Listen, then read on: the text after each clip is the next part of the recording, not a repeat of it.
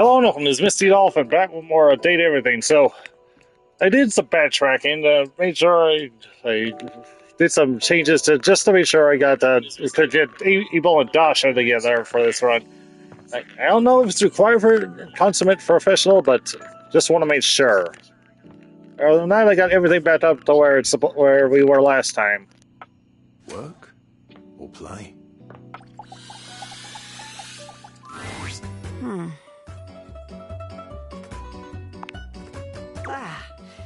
I am so glad to see there is much on my mind lately. Not yet. I promise. Now comes most we have. What do you do now? Yes, and what do you do?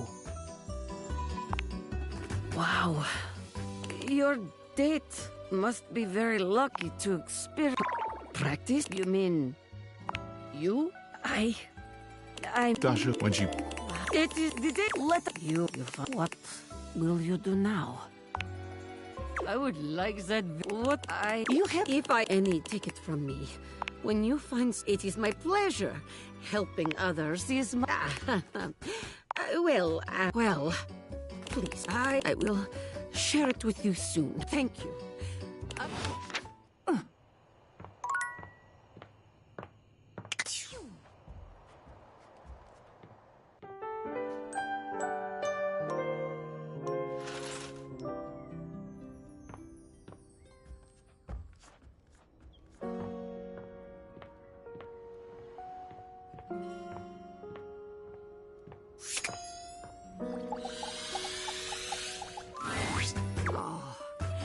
There you are. Yes. Spend it has perhaps truth. No, but the kiss we shared. I might be thinking so too, but disable no. I am very much traditional desk built in traditional way to ask out another. No, this is table's job, not mine. For now. I repeat, I thought it, but the kiss we shared, truly. I give you, I am so happy. And who would have thought that you were seducing me either way? But we have a...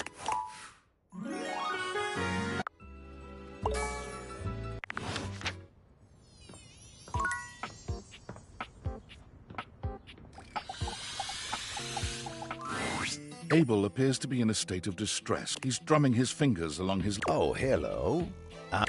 Why do you look so serious? Abel does a double take that would be comical if he didn't look so sincerely alarmed. Dasha? Why? Obviously in... love? Y'all are really coming in hot today, ain't you?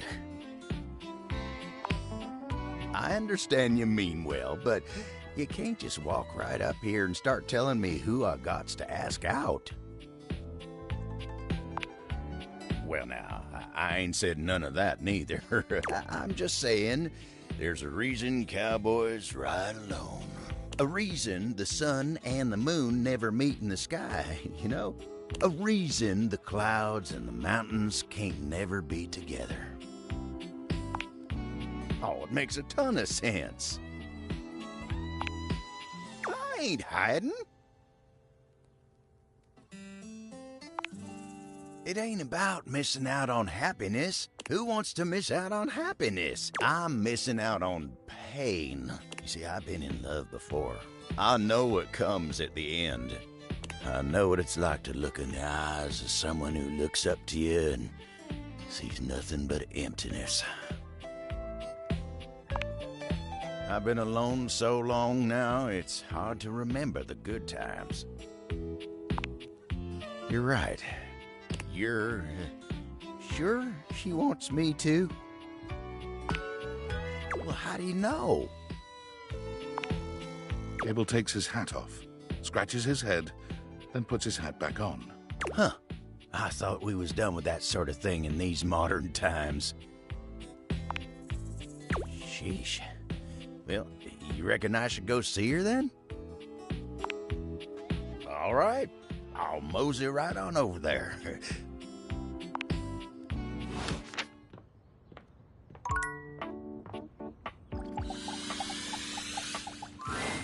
Koa gives you a friendly wave, patting the couch next to him.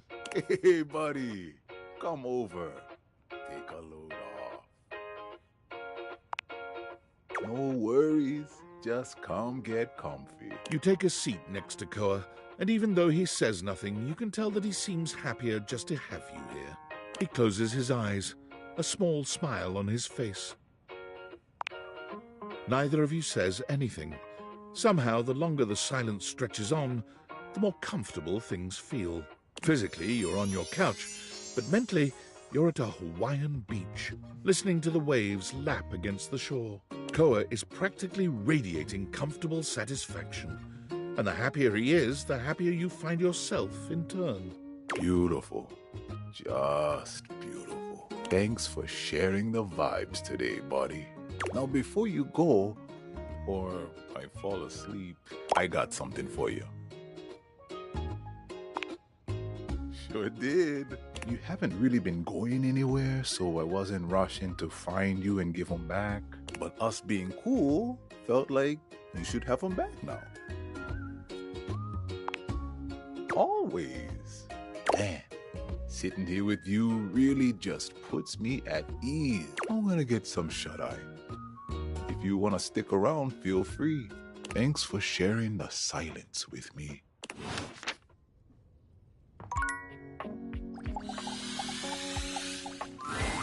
Well, say howdy, honey. Don't you look nice today?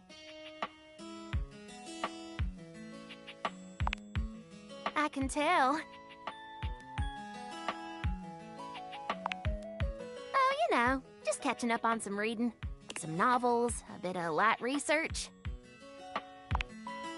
Mostly abiological history. You know, when dust first started settling and forming into bunnies, historical data, that sort of thing. Also parsing through archaeological research. Mite morphology, translating timeless, tarnished texts. The basics.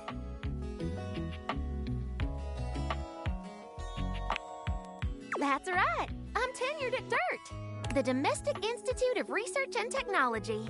I've been teaching there for, oh gosh, I finished my first PhD 8 years ago. Plus, my time as a PTI during my master's, so 114 years?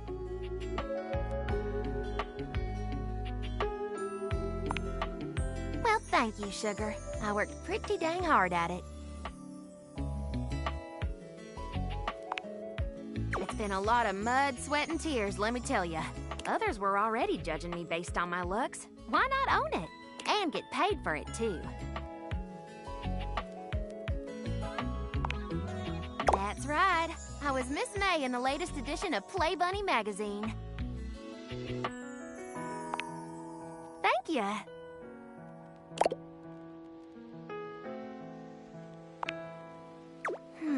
That's a good question.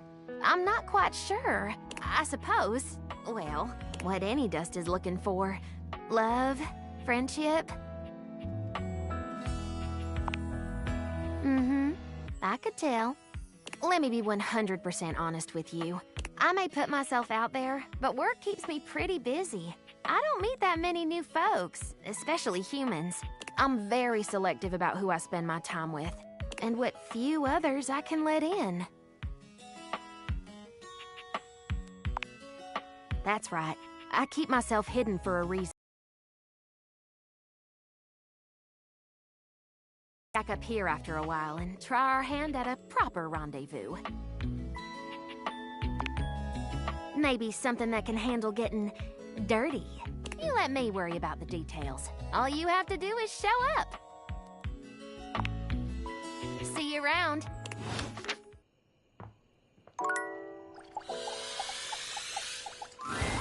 The fiery figure that stands before you nearly defies description. He's fire given form. But despite the hot air that radiates from him, there's something decidedly chill about his entire being. Hey, what up, hot stuff? It's about time we sparked up a conversation.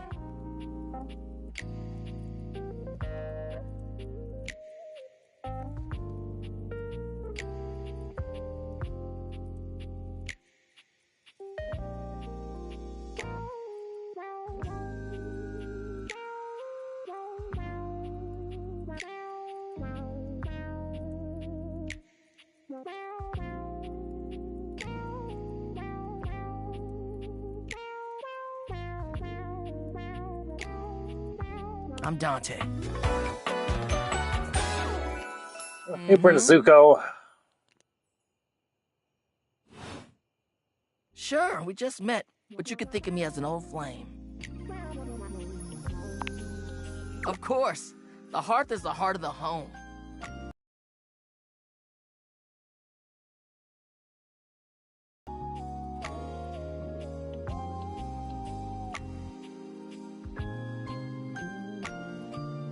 Kinda get me fired up too.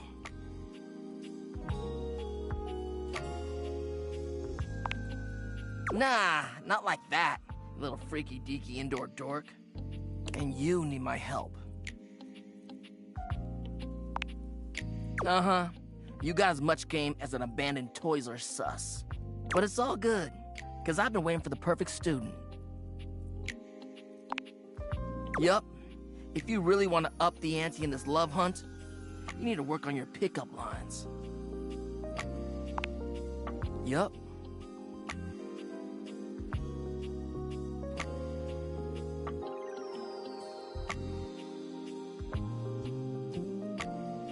It's not always gonna be so easy as firing up those specs and talking someone's ear off, be it love, friendship, or hatred. The sizzling art of the pickup is all you need. I'm the master, and you're the perfect human to pass the torch to. Hell yeah, just look at you. You're the exact right amount of smooth and rough around the edges, like a piece of firewood, full of potential. But right now, you're also kind of a soggy stump. I can make you crispy. Dante Bosco playing a fireplace named Dante. That's original. My point is that with my help, you got a chance to burn bright. But if you don't learn how to take the first step by talking to someone, you won't ever light the flame. No sweat, hot stuff. I think it's time we start the first lesson. If you can handle the heat, that is.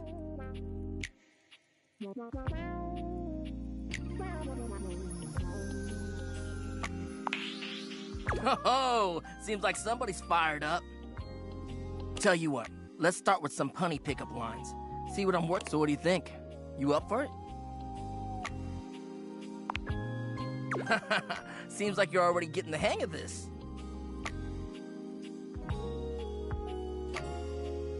All right, how about this? What up, hottie? Got a light? Because I think you just might be my perfect match. Huh? Huh? What'd you think? See? It's fun, right? But I just can't send you out there with my trademark material. I gotta show you how to come up with your own.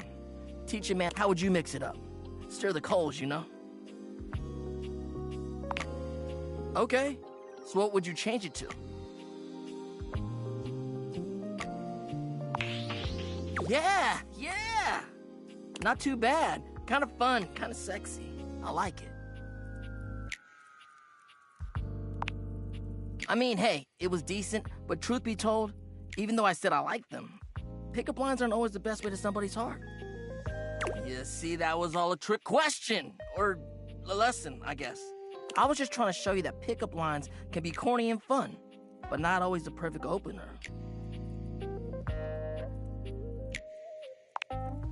Now you're getting it. Tell you what, I'm gonna teach you how to make connections in a deeper way.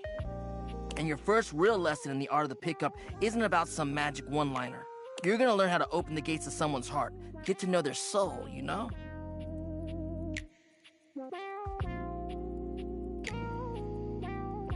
You ride with me and you're gonna learn how to be smooth, but in a sensitive way. I call this style the way of the flame. I'll be right there. All right, I'll be right back.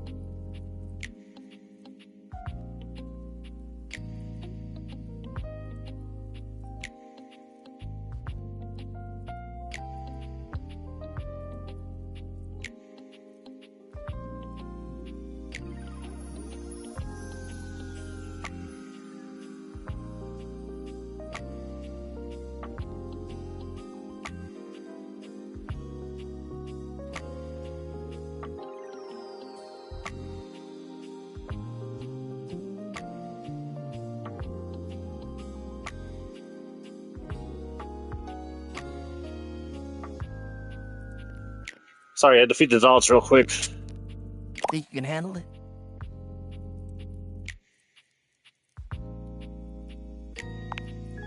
Alright! I'll give you a day to cool off. See me later for our next lesson, you little firecracker.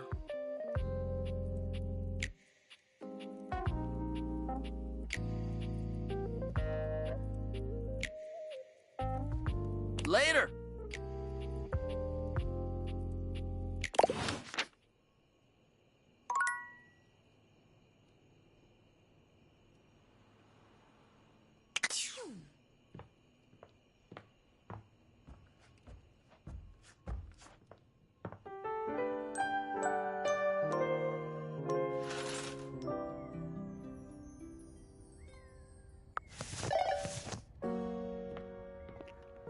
Alright, now we can finally get Dash and Abel together, despite our little slip up last time.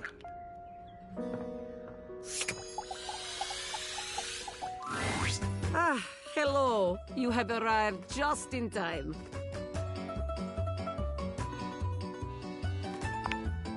Whew. All right. Again, not entirely sure if this is required for the trophy, I've been but dancing it never around my hurts. feelings for you for too long now. Feelings? Feelings of friendship? I don't know about you, but I ain't never wanted to kiss my friend in an intimate place. Abel! Oh, I'm sorry if I'm embarrassing you, but I ain't sorry about my feelings. Dasha, no one gets me like you do. Nobody else in this house knows how hard it is to carry everyone else's burdens on your shoulders. You do it without ever asking for a thank you. You do it just 'cause it's right. And while you do it, oh, you look so gosh dang gorgeous. Like a sunrise made of flowers and rainbows. Oh, Abel, you really have way with words.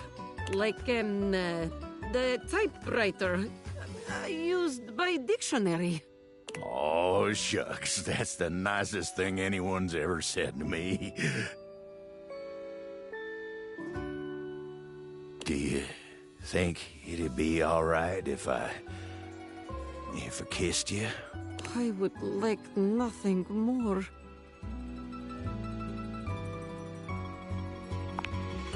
I do, and I'm sorry. I just need to say this. I love you, Dasha. Always have. I love you too. And you know what? This human living in this house made it all possible. I noticed your shenanigans getting us together, and I'll be damned if I didn't like it. I love you too. That's the spirit. Always room for one more between all our arms.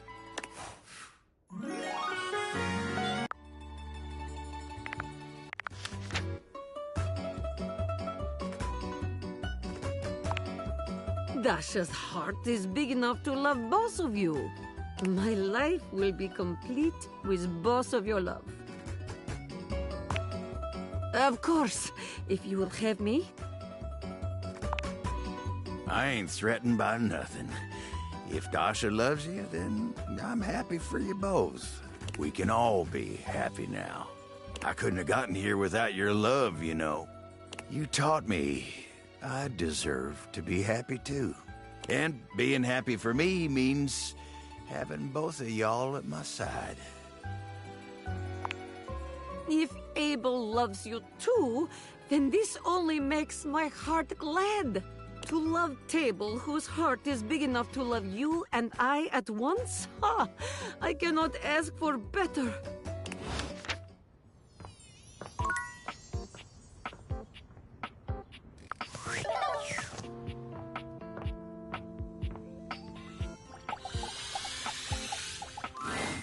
Hey, come get comfy. That fantastic red shirt, by the way.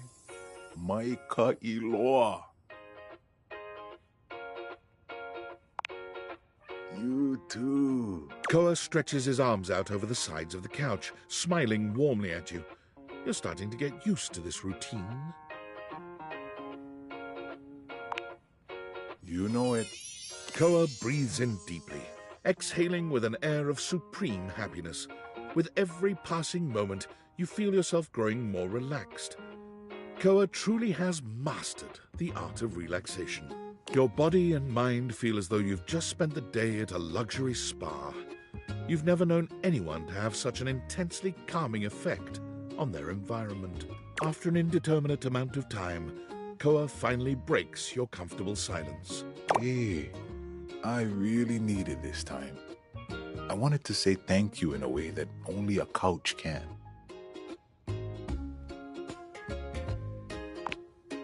It's among the highest honors my brethren can extend to anyone else. You know, this stream's only going to be 3 hours long this time because, well, at 9 o'clock there's a new game coming out I really want to start.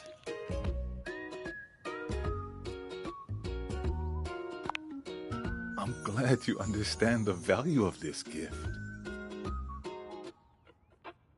I'm really glad we could share this time together. Come back anytime you want to share some quiet time. All right? I'm just gonna...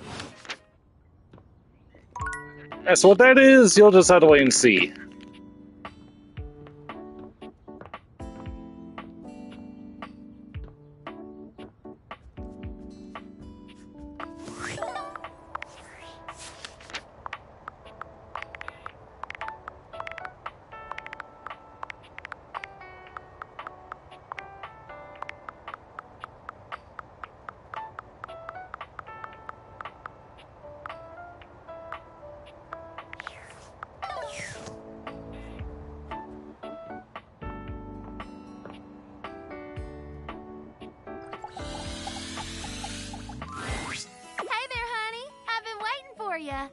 Ready for our date?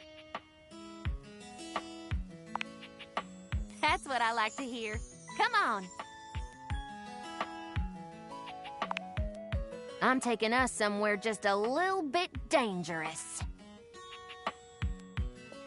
Bring it on, Futaba.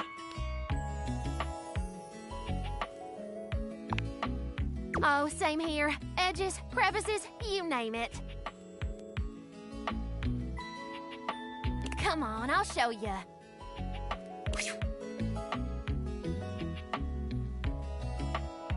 All right, we made it. Isn't it gorgeous? I swear, this game has like half the voice cast of freaking Persona 5. Dolly gestures expansively, a proud smile on her face.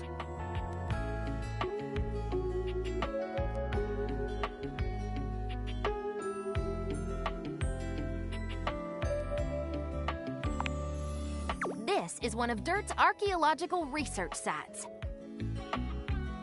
She puts a finger to her lips, giving you a cheeky wink. I mean, Sophia was voiced by freaking Kasumi. I have access, but it's strictly closed to the public. There's something down here so beautiful, you just have to see it.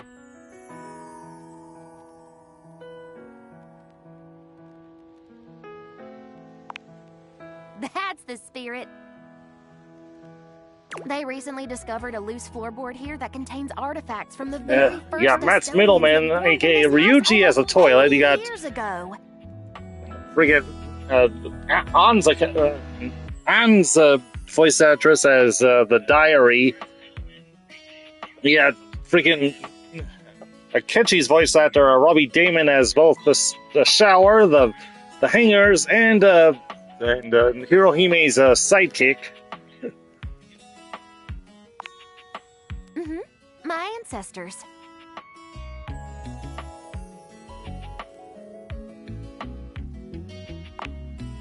Good catch. Dust years and house years are two very different things. Oh, and can't you forget Makoto as freaking Jeremy. Dust blows around and, unfortunately, apart. So much that there's very little known about our history. But things here have stayed almost entirely intact. we've uncovered some amazing insights into our culture. Transportation systems, bits of clothing, defense against cleaning agents. But most importantly, art.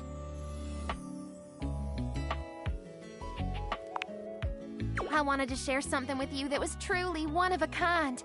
I'm sure the excavation in the moonlight is a sight to behold, but it's got nothing on this.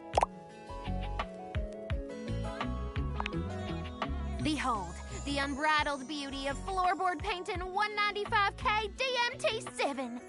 Or as I like to call it, Ancient Ascension. This artwork reminds you a great deal of historical cave paintings you've seen in your art history classes.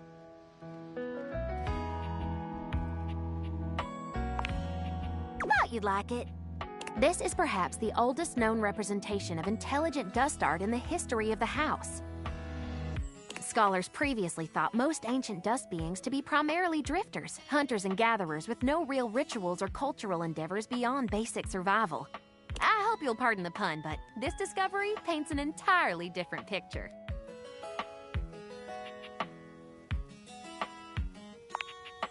Hard to say for certain, but yeah, I think so. This is all a very fresh discovery, and we're unlocking fascinating information every day. And this might just rewrite the history of dust bunnies forever. These Dustonians, as we're calling them, were unlike any ancient culture we've encountered.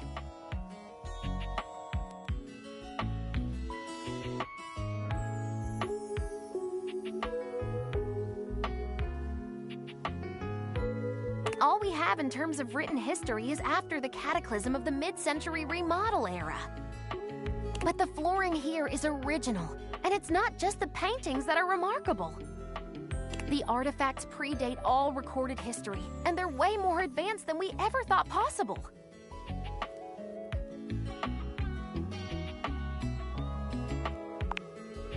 Well, not only are there gorgeous shards of pottery, ancient dishware, and dustworks, there's also intricate clothing and jewelry, especially the velveteen gemstone. Glad I've got your attention. It's a gorgeous necklace with a delicate precious stone pendant on the end. The chain is threaded through a tiny hole in the stone. This particular type of gemstone can't be hammered or carved against the grain. The only way to make such a hole is with a fixed, high-speed, hydro-lubricated drill.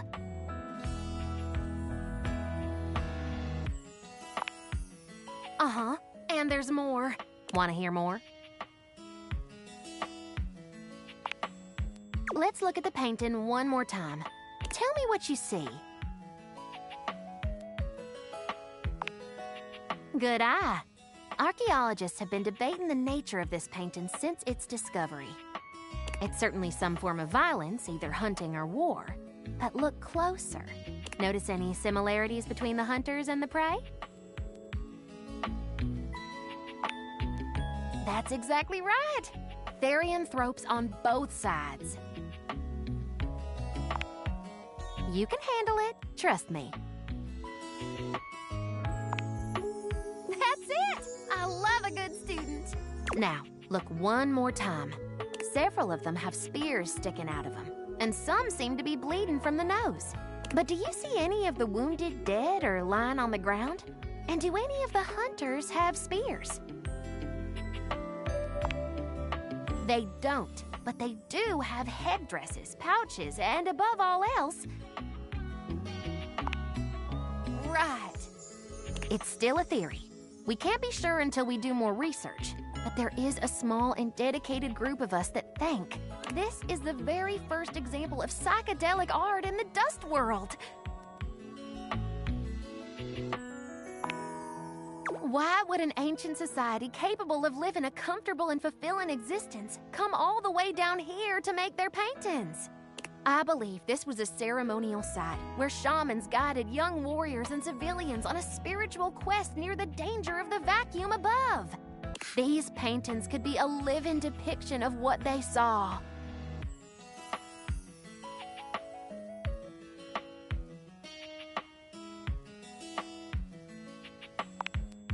Not just any mushroom.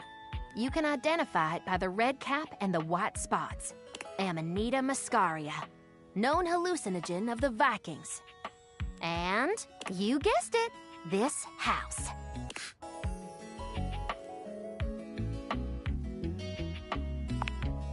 Yay! Well, the road to Eleusis is long and windy, sugar. Cute and smart? Well, hot damn!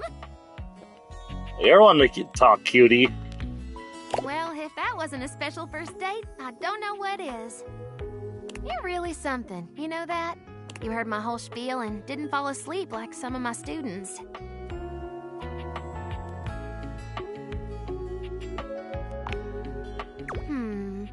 I'd like to see you again if you'd be so inclined. See where this goes? I know I could use a rest. I'll gather our things and get us back out of here.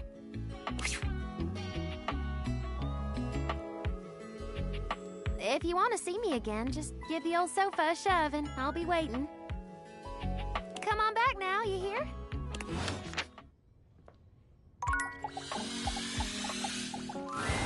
Well, well, well. The enigmatic Ember returns for another lesson. You ready? Nice! We're gonna stick with getting to know you, but it's time for a new kind of icebreaker. As you might know, ice sucks, so we gotta break it. First off, what's the worst way to get someone's attention? Right! That's just an insincere and unsolicited form of selfish flattery. And for what? Someone who does that isn't trying to get to know you, they're just being a creep. So the real question is, how do you start a conversation with someone you don't know in a respectful way that also shows you might be interested in them and hopefully makes them interested in you? Tricky, right? That's what we're gonna explore today.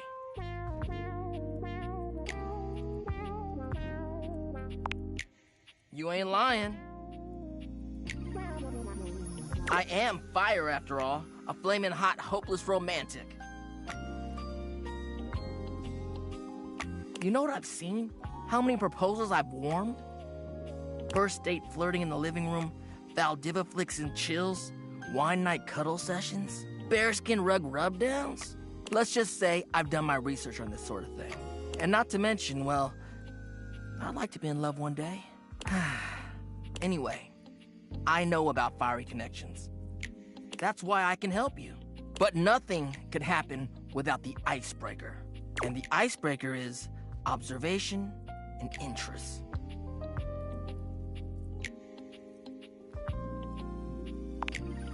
Right. It might seem basic, but first you gotta notice them. But not just that. Can't be like, oh, they're hot, I'm gonna go talk to them. Nah, yo, you gotta really take them in. What's their demeanor? How do they look? Are they with someone? All that and more.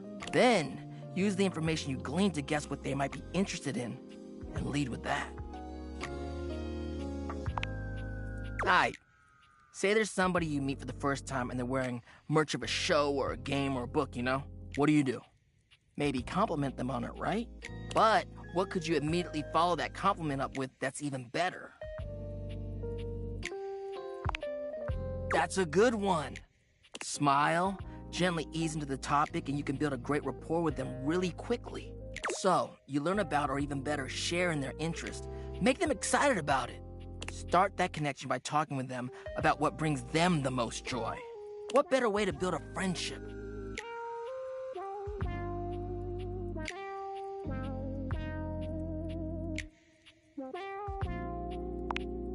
The best relationships are built off of friendship.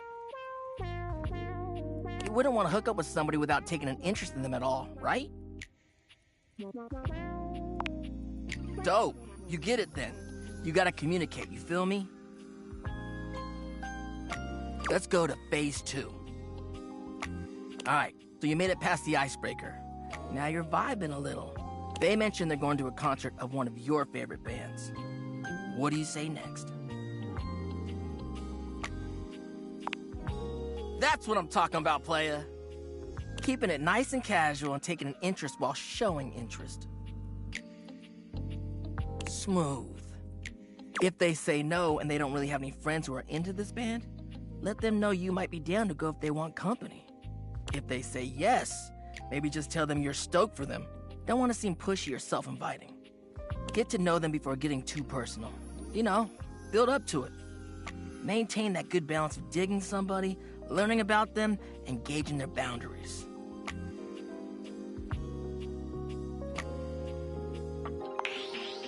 Oh, well, damn.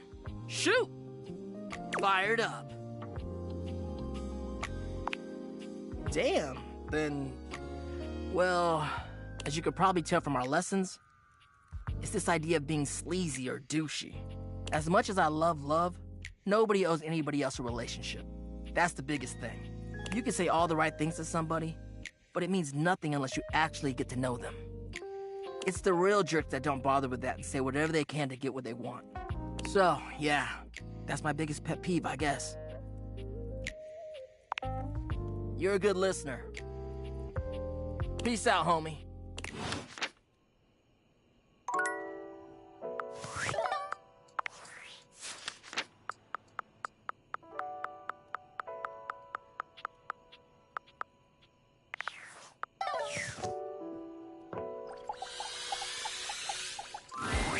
It takes you a moment to realize that there is not, in fact, a test of the emergency broadcast system standing in your living room, though the colourful figure standing across from you certainly bears a striking similarity to that TV classic. Even before they speak, you can feel a frenetic energy in the air, like someone switching between channels at high speed. Yo, yo, yo! Don't touch that dial, cinephile, because my favorite studio audience is now in attendance. The VIP attendee, the Uber viewer, and sometimes wooer. The supreme dream who makes this flat screen scream. The fantastic red shirt means you're ready to flirt. How can I cater to my greatest spectator? Then, let's get ready to rumble! Before we get to what's on my screen, let me properly set the scene. The name's Telly. Rhymes with Nelly, like, whoa, Nelly! Did you know Telly offers 5,000 channels like an endless deli? Holy smokes, folks! So ask not what your country can do for you. Ask, can you dig it? Damn straight! It's one small step for man, one giant leap for mankind. 5,000 channels is the most offered by any provider. I know this because I'm an entertainment insider. 5,000 channels of cheers! 5,000 channels of cheers! Can Valdiviflix compete with that? Or even Viewloo? That Valdiviflix copycat? Telly shows are must-see. Their programming's just musty. Dynamite! Anyway, since you're here, my dear, why don't you just kick back and recline? Unwind from the grind and free your mind with 120,000 hours of programming combined. View that cue till you go blind. Loading programming, optimizing for comedy, haha, analyzing for reality, boo-hoo. Pratfalls and close calls from straight to your eyeballs. And, yeah, Mr. White, yeah, science, bitch. I found 15,000 shows you wouldn't oppose. So what genre can I impose on you with my flawless flows? So that's who you giving your rose to, my boo? Looks like the tribe has spoken. I'll assault you with my pop culture. Hey, look, it's a slant rhyme. It works. All right, my delight. I'll give you a reality infusion in 4K resolution. Cougar versus Cougar. Thrust into the wilderness and stranded in a remote location miles from any plastic surgeons, 10 older, attractive women must rely on their wit, resourcefulness, and cunning to battle for survival and outsmart their adversaries. 10 actual cougars. Not gonna lie, I'd be cheering for the actual Cougars. With tensions running high and cougars lurking around every corner, alliances will be forged, rivalries will emerge, and the women must dig deep within themselves to prove once and for all which cougar has the sharpest claws. So, my daffodil, shall we commence with this TV and chill?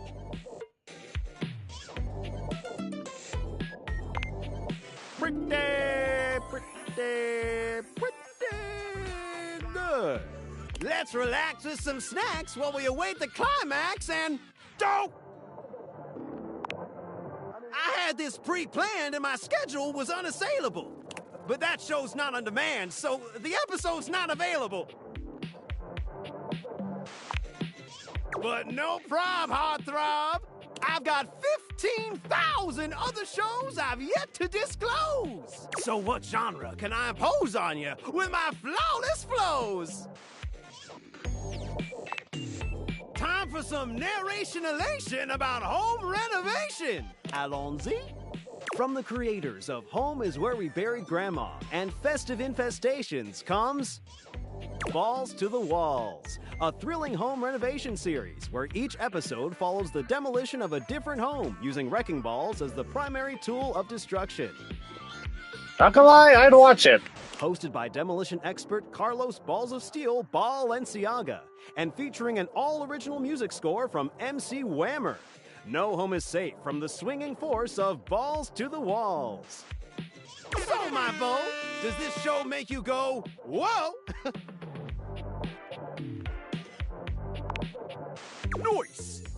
Let me just get a summation of the station's location and... Shazbot! I've made a huge mistake. That show I promised you we'd view just moved to Valdiviflix for more revenue, boo. Just hang tighty, Aphrodite. I'll answer all your queries with 15,000 brand new series. So what genre can I impose on you with my flawless flows? Wait, seriously? I just told you that I have 5,000 channels with 15,000 shows. And you want to watch the community access station? Look, I'm gonna be straight with you. You're cute and all, but there's no way in hell I'm watching the community access station.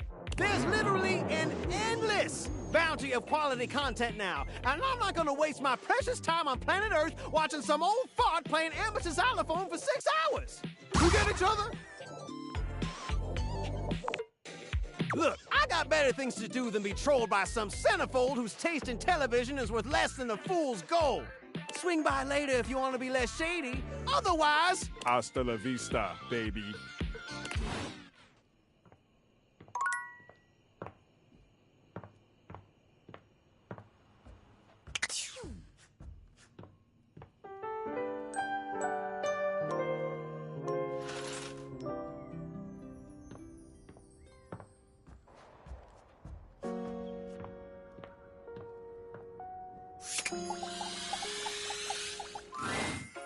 Hey, buddy. You here to get comfy? Boy, do I hear that. Koa smiles at you as you take your seat next to him. Once you're fully settled in, he closes his eyes, savoring the silence. Time seems to slow down in Koa's sweet presence. Talking just doesn't even seem like an option when the vibes are this good. Just as you find yourself beginning to grow sleepy, Koa speaks. You really know how to share a vibe, buddy. I got something for you. No problem. When a couch gives you lint, it's like I'm giving you a piece of my own soul. It's really meaningful for a couch. To put it in a way you can understand, it's kind of like a human giving another human a lock of their own hair. I heard that's like real big in human culture. You're so welcome, buddy. I'm just feeling so peaceful. You know, a gift of lint from a couch is a big thing. I feel like you know me that much better now. I feel a gift nap coming. You take it easy, all right?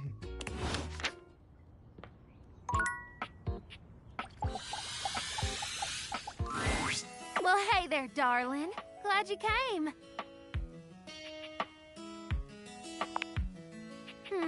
Glad and happy. Sounds like one of them buddy cop shows. I love it. If you've got the time, I'd love to talk to you about something kind of important.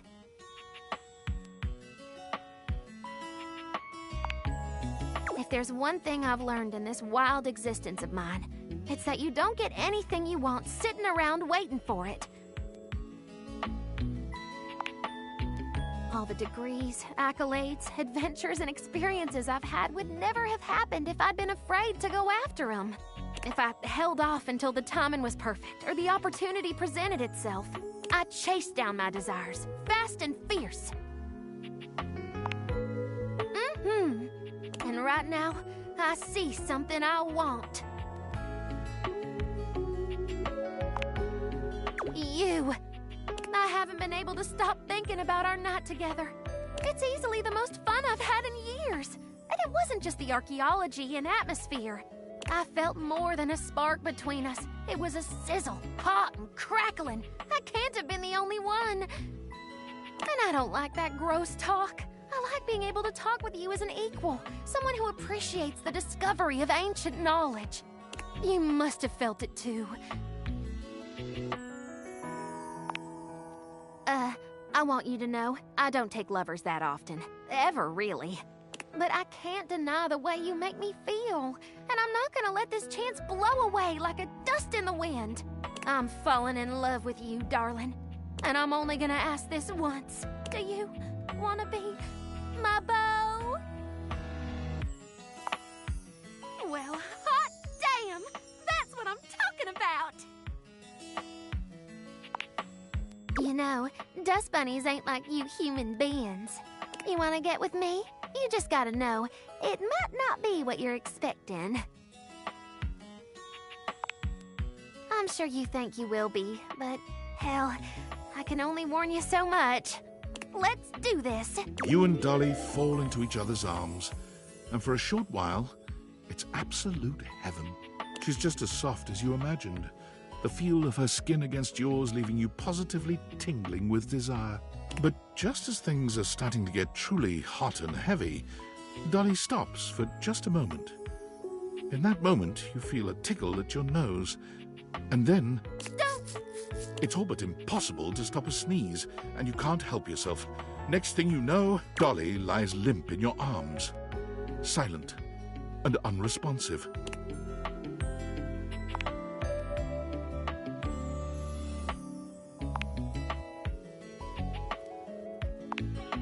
You stare at Dolly, entirely uncertain of what to do. You slide your date theaters off ever so slightly, clumsily rearranging the dust before you. Whew! I'm back, darling!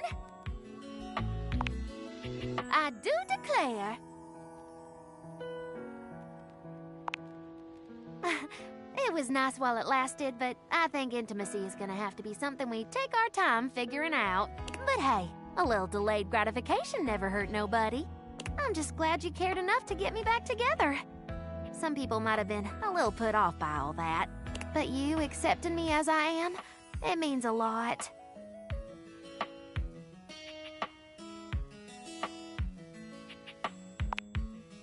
I'm glad to hear it.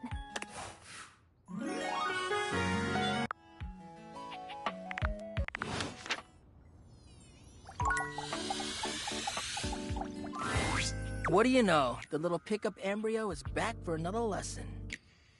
I hope you're ready for some more complex pickup strats. No way. We're about to up the difficulty level. Last time we worked on what do you do if you have mutual interests like a show or a band. But what about if you don't have a ton in common right away? How do you get to know them then? What do we talk about? Interests and... Yes! Before you decide it's a boring tactic, just think about it. Sometimes small talk is a great fire starter. And look, I know not everybody is instinctually great at chit-chat, but like any great skill worth having, It requires attention and so, let's say you were meeting me for the first time at a friend's party. What's stuff you can observe about things going on around us, or about the situation happening? Let's roleplay, shall we? I'll be me, and you be you. But you know what I mean. We're acting out the scenario.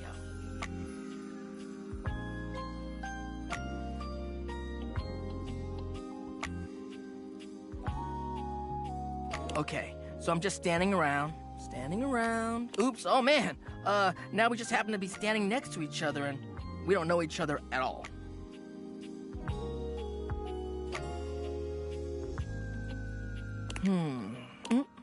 Aight, what are you gonna say?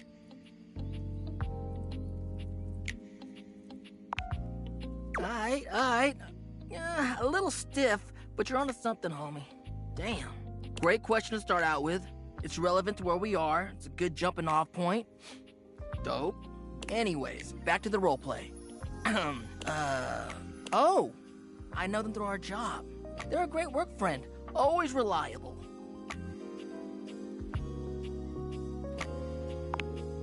Perfect.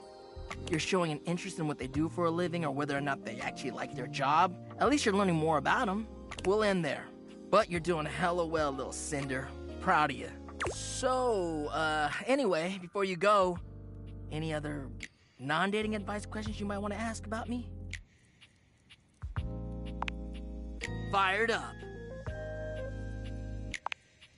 I mean, who wouldn't want that warm, fuzzy feeling you get in your chest, you know?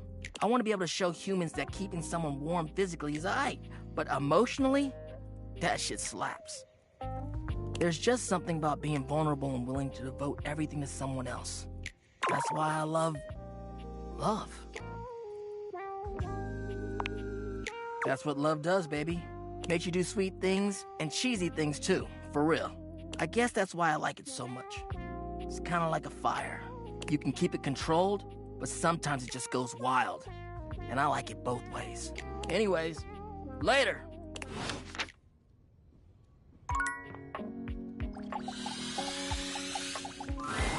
Well, if it isn't the VIP attendee, the satellite acolyte, my shining light that excites me all night. Did waiting to reconvene with my obscene flat screen make you scream, my dream? Bazinga. Well, I'm just so elated to have my remote reactivated. Are your eyeballs properly lubricated? Because they're about to be totally captivated. That's the enthusiasm I love to hear. Time to attack this kickback and slam this jam into high gear. Ready to unplug from the slog and clear the mental fog with 5,000 channels of premium content in analog? Loading programming, maximizing game shows, U1, streamlining target demos, buy it now. Football pros and red carpet clothes blasting at you like an industrial fire hose. Speaking of football, want to watch the game? I can show you a tight end that'll drive you insane. Here. Telly presents you with a football player whose backside could be its own exhibit in the Louvre. Isn't it a miracle? Isn't live television incredibly stirring? Knowing you're witnessing something as it's occurring? White knuckle turns at the Grand Prix! Hysterical late-night comedy! News that changes history. Never fails to amaze me. The crack of the baseball bat. Post-pounding combat. Let's see if Diviflix offers something like that. What? Well, that's just fine. I don't mind. I still got 5,000 channels for us to watch till we go blind. For to truly appreciate my endless entertainment sprawl, we gotta sit down and watch it all. Wall-to-wall football. Every screwball pratfall. We're in it for the long haul. It'll be excellent. Later on, just swing through, boo, and I'll queue up something new for us to view. Y'all come back now, you hear?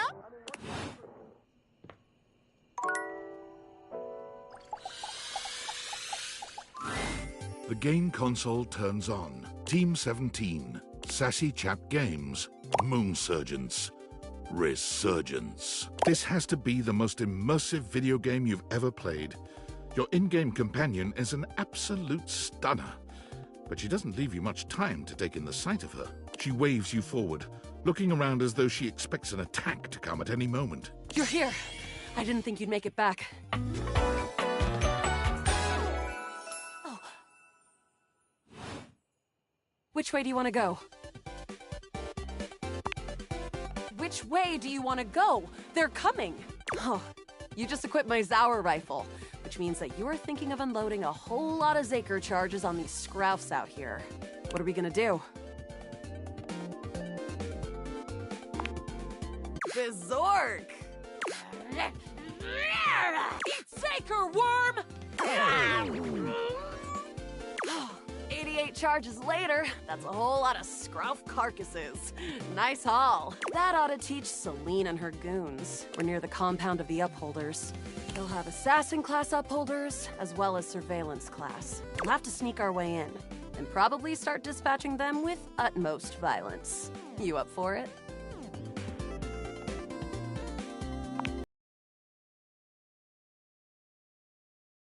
Help us get through the sensors in there. Upholder tech is nasty.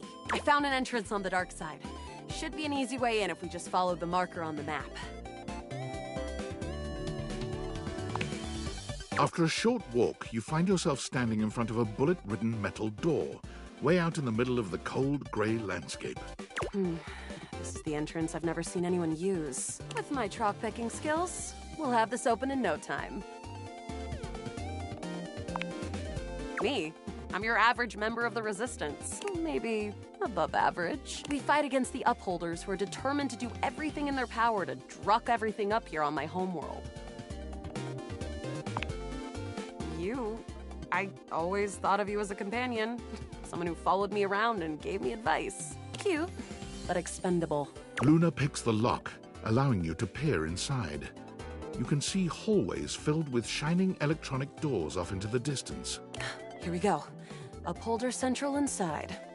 I'm seeing Grunt class Upholders, who shouldn't be too bad. There will be Surveillance class 2, which can sound the alarm. It is. Very. How do you suggest we do this?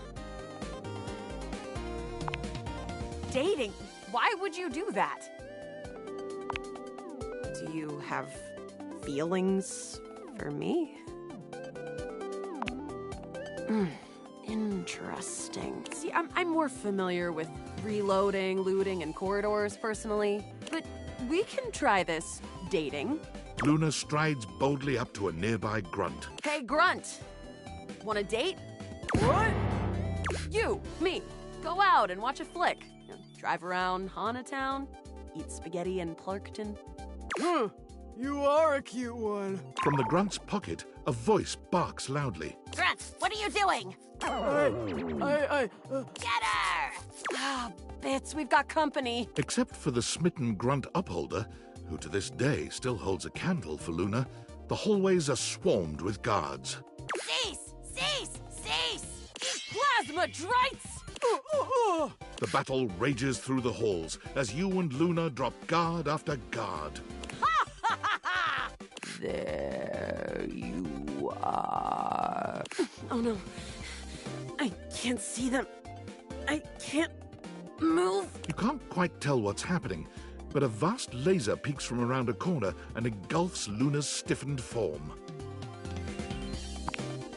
Bravely, you take Luna's frozen body and crash through the remainder of the hallway.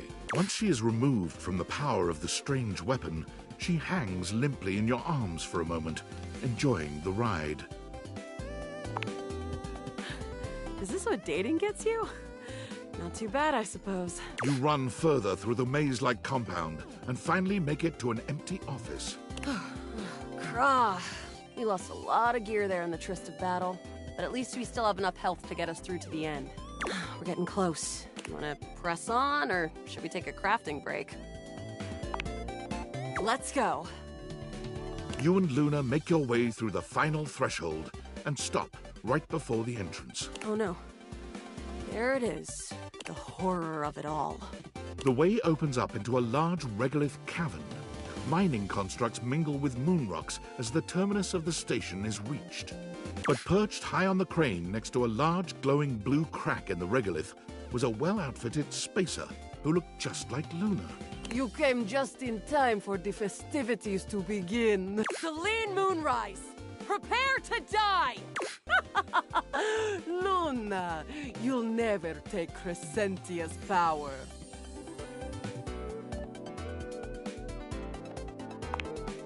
Crescentia, the goddess of the moon. We found her in 2066, and next year she'll be destroyed, leaving us free to harvest. The glowing crack seems to swell. Keep charge, bitch! The blue deposit of moonrock erupts, and from the crack, a monstrous creature bursts forth. Crescentia! Go!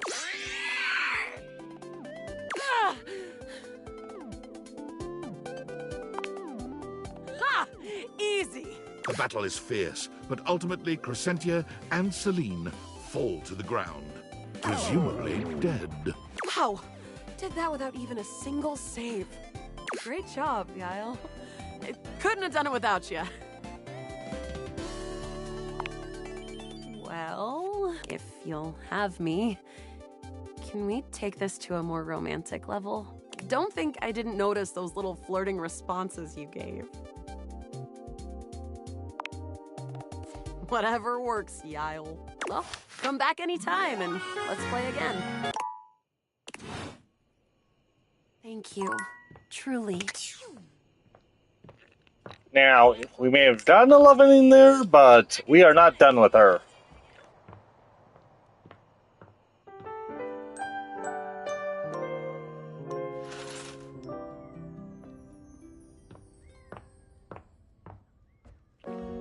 You'll see why soon enough.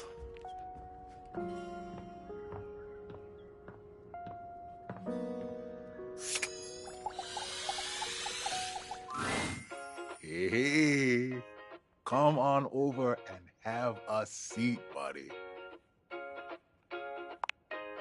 Do I? Guess I got a lot to think about. It's a good day to spend some nice quiet time together, isn't it? You know it. Koa tries to relax, but it doesn't seem to come to him today. He sighs, shaking his head. Who am I kidding? It's just too much on my mind. Sorry to break the silence, but it's important. We've been hanging out a lot lately, and I'm glad it happened. I've been having some trouble getting my mind around some things, and having you here, well, it's just made some things real clear to me. So I hope you won't be upset with what I'm about to say. I've got one last gift that I think will say it much better than I can. See that one in the middle? The heart? Can you read that for me? You dropped these, and I know it's a little too soon for love, but you make me feel safe and happy. And as a couch, a gift like this means more than words. I've been holding on to this, hoping for the right time to give it to you. My previous owner, he used to talk nonstop. He never took a moment to relax. He was always on the phone, gabbing away. It just made me nuts.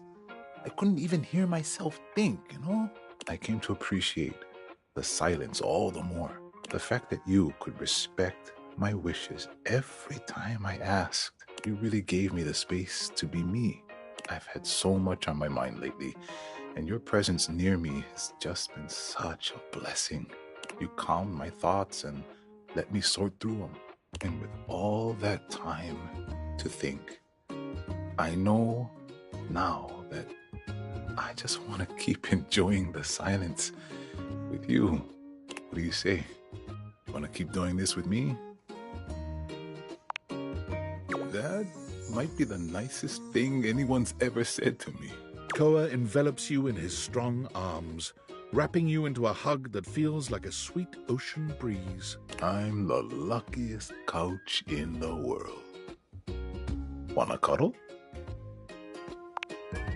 Hey, if you want more, I'm into it. Koa helps you take a comfortable seat in his lap. And while he normally enjoys the silence, one thing's for certain. When it comes to intimacy, he holds nothing back, vocally or otherwise.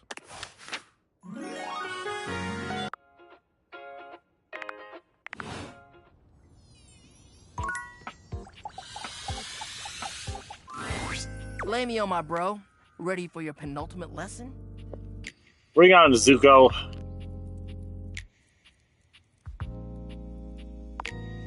Sick. Now, part of you must be wondering, Dante, we've already gone through pickup lines, interests, and observations.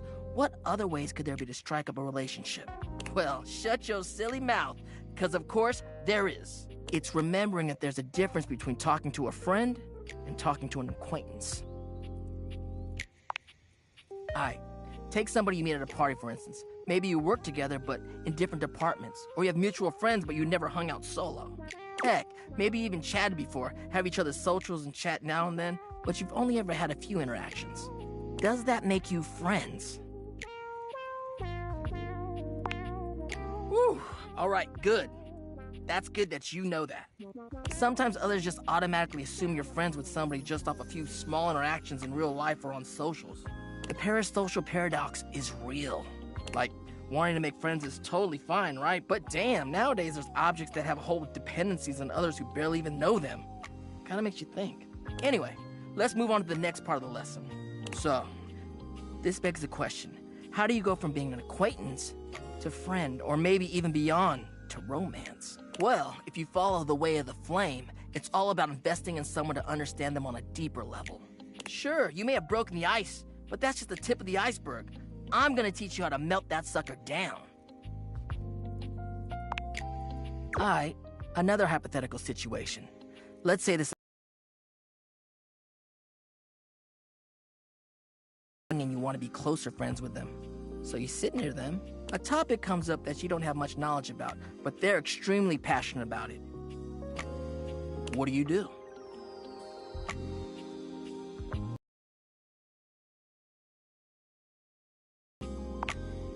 On the ball, showing that body language, that active interest. You may not understand everything about what they like, but you want to learn more because you're interested in what they have to say, and by extension, them. You're really getting the hang of this.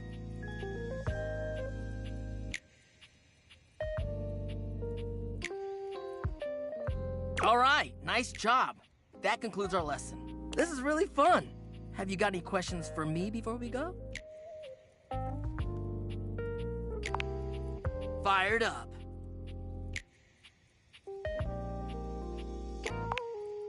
Well, it's about actually making sure you build a friendship with a prospective partner. Humans are out here getting into situationships and they don't even think about actually accepting their partner for who they are. Like, no, you ain't gonna change a person to your whims just because you think they're hot and want them. You don't get to change how they are to suit you.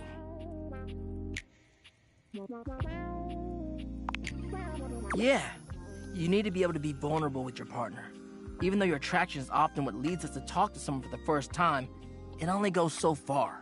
If you want a long-lasting relationship that is sexy and mutually fulfilling, it's about the personal trust you build with them based off your mutual friendship. That, to me, is the most important thing.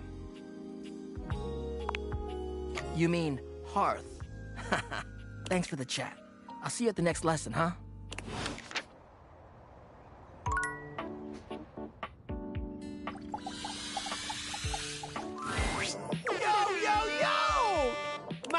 Studio audience is back in attendance! You're just in time! The new schedule just dropped! When you hear how dope these shows are, you're gonna be shocked!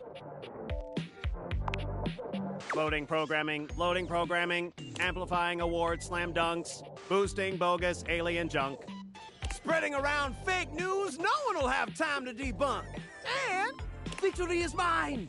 I found 15,000 new shows you wouldn't oppose. So what genre can I impose on you with my flawless flows?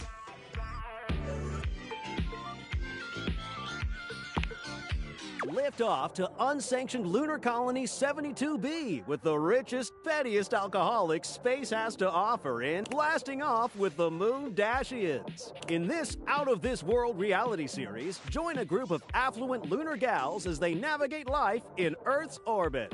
From zero-gravity soirees to explosive fights in the lunar oxygen bar, these personalities are almost as combustible as the highly flammable chemicals that constantly surround them.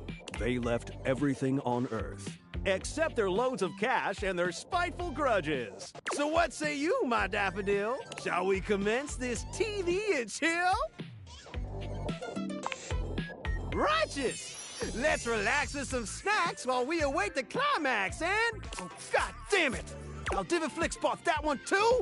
God! Can't believe this! What the hell, man? Just forget it. It doesn't matter what I do. Valdiviflix will just beat me at that too.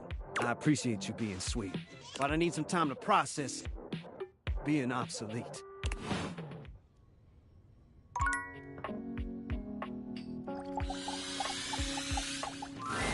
The game console turns on. Team 17, Sassy Chap Games, Moonsurgents, Resurgence. Here you are once again, back where you started, with your beautiful companion urging you to make a decision. She looks at you just the same way she did the last time, with a strange familiarity, but still not quite recognizing who you truly are. You're here. I didn't think you'd make it back.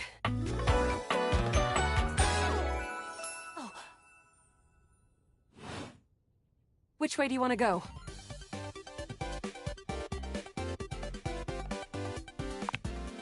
Of course we've met. We've been about 17 hours into this quest line. No. I would definitely remember something like that. I've got quest updates and relationship statuses in my Statadex anyway. And I don't see anything about an actual connection we've had aside from mission partners in here. All right. I'm familiar with the trope, okay? When I was little, I thought up a secret password that only a time traveler would be able to tell me. The password for me is Lincolnberries. Just give that to me next time you see me, and I promise I'll believe whatever crap you hash at me. Now let's get back to blasting.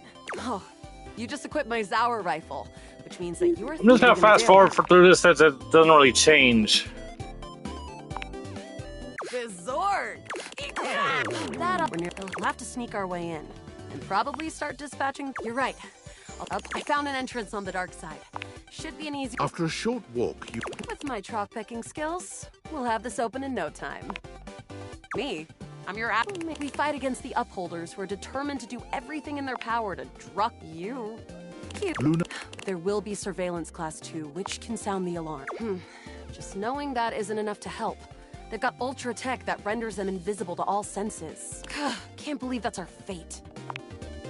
How do you suggest we do this? Dating? Why would you do that? Do you have feelings for... See, I'm... The back... You can't quite tell what's happening, but a vast laser peeks bravely. You take Luna... Once she is removed from the power of the strain... Is this a... Wanna press on, or should we take a crafting? Let's go. Oh no. You... Luna, you'll never... Who is that with you? Some low-level peon? I always send those to the Drock pits. Do you need to know any more? We kill her. The glowing crack seems...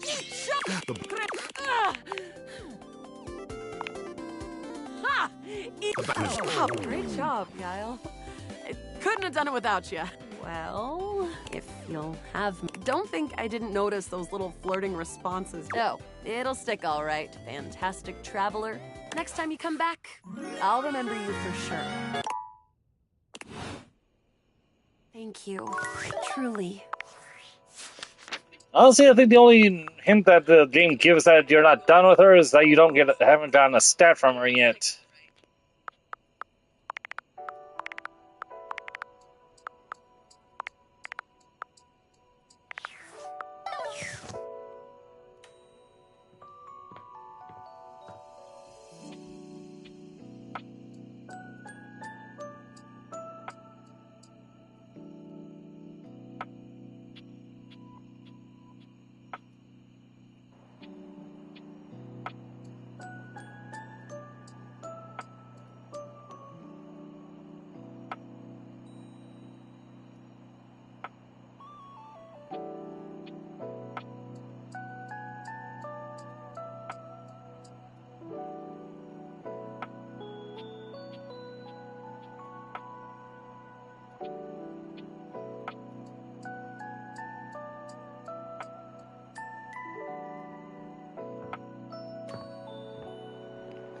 Now, before we talk to her, we should talk to Keith and to Who first, since, well, we're gonna need him to finish her. There's something strange about the handsome figure you see standing before you. It's not his clothing, even though he does appear to be dressed in some sort of plastic armor. No, it's something about his face. Handsome though it may be, you can't quite place his expression. Stranger still, he doesn't speak to you at all. He just stares, his face screwed up in concentration, and his lips pressed together. What's that? He lets out the breath he's evidently been holding, bending forward with his hands on his hips as he inhales and exhales deeply. Woo. Sorry about that. Just trying to see how long I could hold my breath for.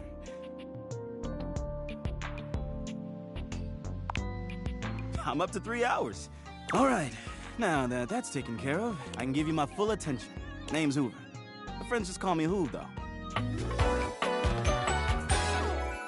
What's up? You here to chat? Or is there another incident to clean up? And today was supposed to be my day off. Sure. What about? You know it. I've been everywhere except the crawl space, I think. I mean, you never know. There are always places I might not know about. I have heard rumors about a haunted attic. Nah, but I'm sure that's nothing but hearsay. Did I? Just a rumor, I'm sure. That's right. Crime scene investigation. I love my work, but it can be hard to put it away at times. I do tend to keep it all in my bag.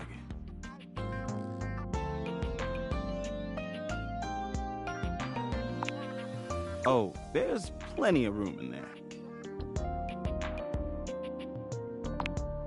Yeah, maybe. Yeah, a bit. It's been a long week, but I enjoy working hard. Makes that can of oil at the end of the day taste all that much better.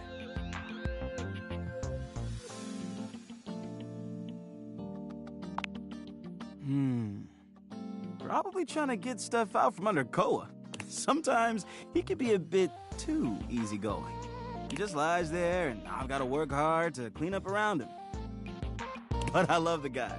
Can't help but admire his chill. Hey, it's been great talking to you, but I gotta finish up my work and call it a day. How about you come back and see me next time you got a minute? I feel like I haven't gotten out to do something fun in a while.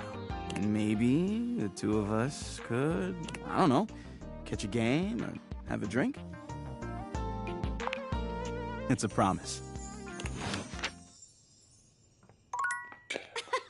We have already met Lutz and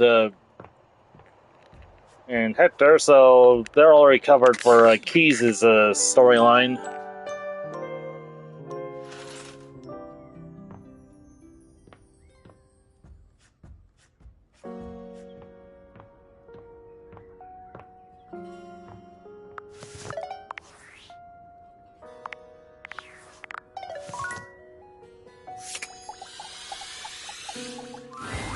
Hey, good timing, Emperor Nostradamus. It's time for your last lesson.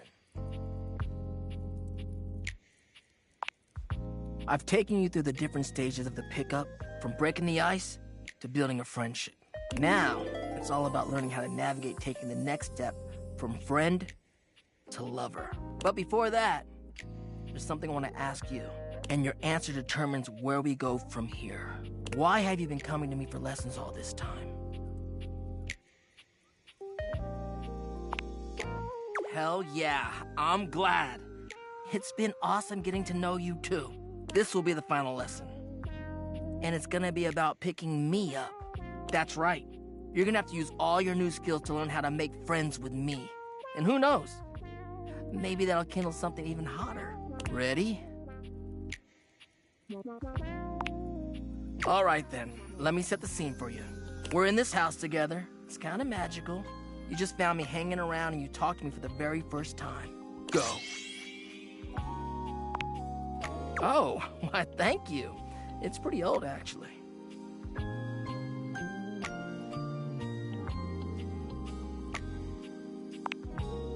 Oh, you know what? I actually do. Maybe we can go sometime. Hmm? Yeah, it's just... Truthfully, I'm kinda tired of this shit. I know. It's just that... I really don't know what I should be expecting from you. At least from this, anyway.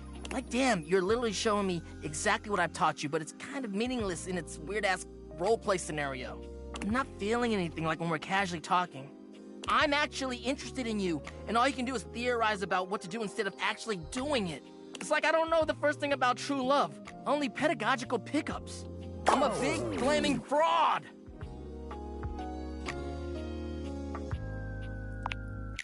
Really? I mean, I'll tell you what I imagine. Love is supposed to make you feel warm and safe in the knowledge that somebody cares about you. And here I am. I'm giving out this advice because I want to make sure other people are able to find love, but it's so hard when I've never even really had it for myself. Maybe it's just who I am. I give out a lot more warmth than people sometimes give me.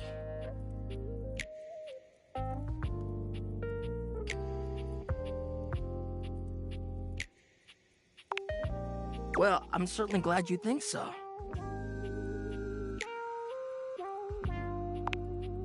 I'm listening. And yeah, I think I'd like that. Maybe. Maybe it's just down to you and I needing to go out and do the real thing, you know? Practice our interpersonal skills together. Make friends. Out there. I think this could be a great thing to do together. What do you say, homie? Pickup partner? Hell yeah! I might have messed up there. Good thing I saved first.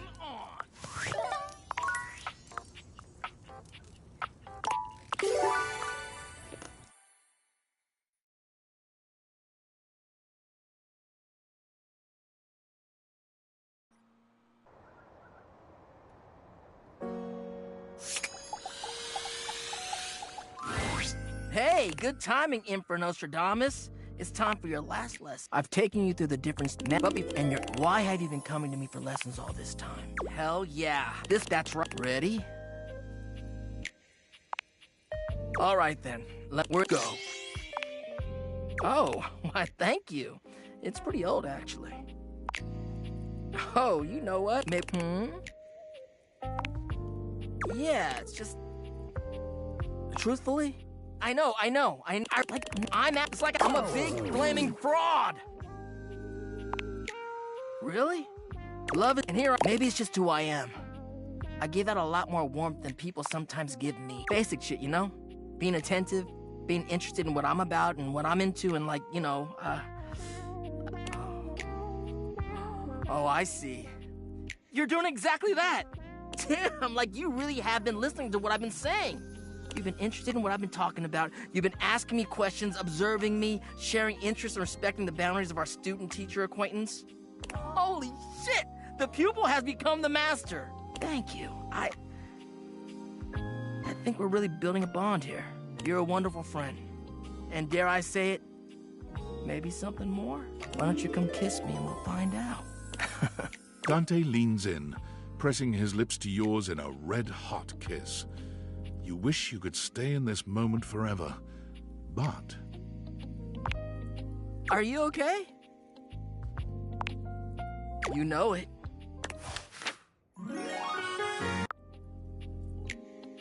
Here, stay by my side. Telly's vibe is completely off today. You've never seen them so low energy. Oh, hey there, spectator. Come to watch my ratings crater?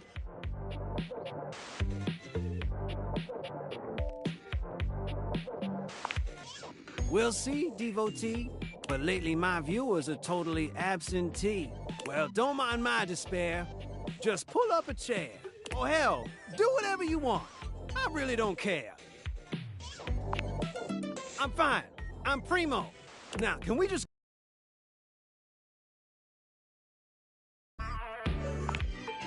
Loading programming, optimizing prestige TV, white knuckle thrillers and serial killers, and endless ads for painkillers, and... screw it. I'm just too bummed out.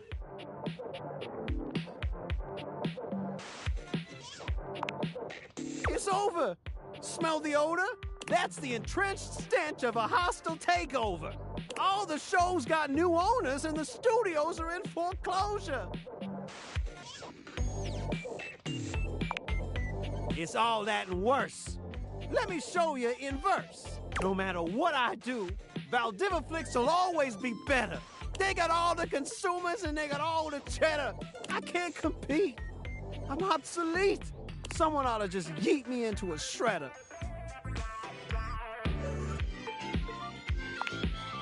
5,000 channels, 15,000 shows, yet no one wants any of those. When I was at the height of my powers, people would gather around me for hours and hours. They'd turn me on and waste a whole day. But between smartphones and streaming, I'm just fading away. Truth is, TV already died a long time ago. And all of us here, we're just basking in the afterglow. I'm not anything anymore. I'm no longer popular. In the end, all I am is an overpriced monitor.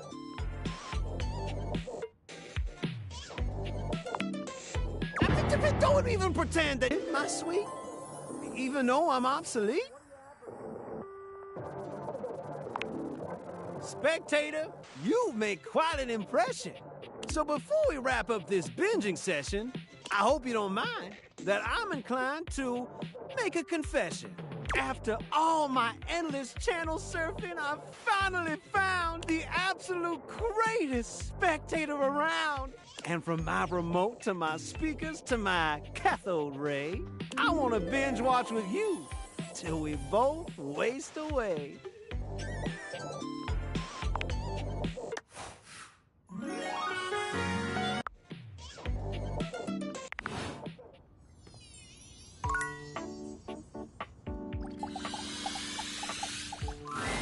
The game console turns on. Team 17, Sassy Chap Games, Moonsurgents, Resurgence. Here you are once again, back where you started, with your beautiful companion urging you to make a decision. She looks at you just the same way she did the last time.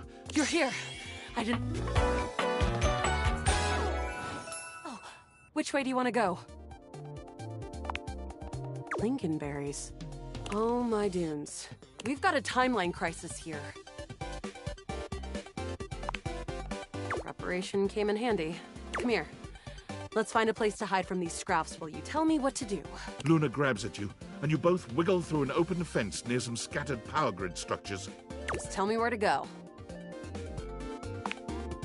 That was where I planned on... Luna is shocked to see something nearby flash. That's a Krisny box. Right by the Essner transformer? Yeah, Essner Co. made them. Perfect for adapting electricity for low grav. Luna opens the box to find a pair of futuristic goggles, which float and spin in the air in front of you both. These are Mark II Xeno goggles. An incredible upgrade. I'm keeping these. Happy accidents, huh? I'm the only one who can wear them.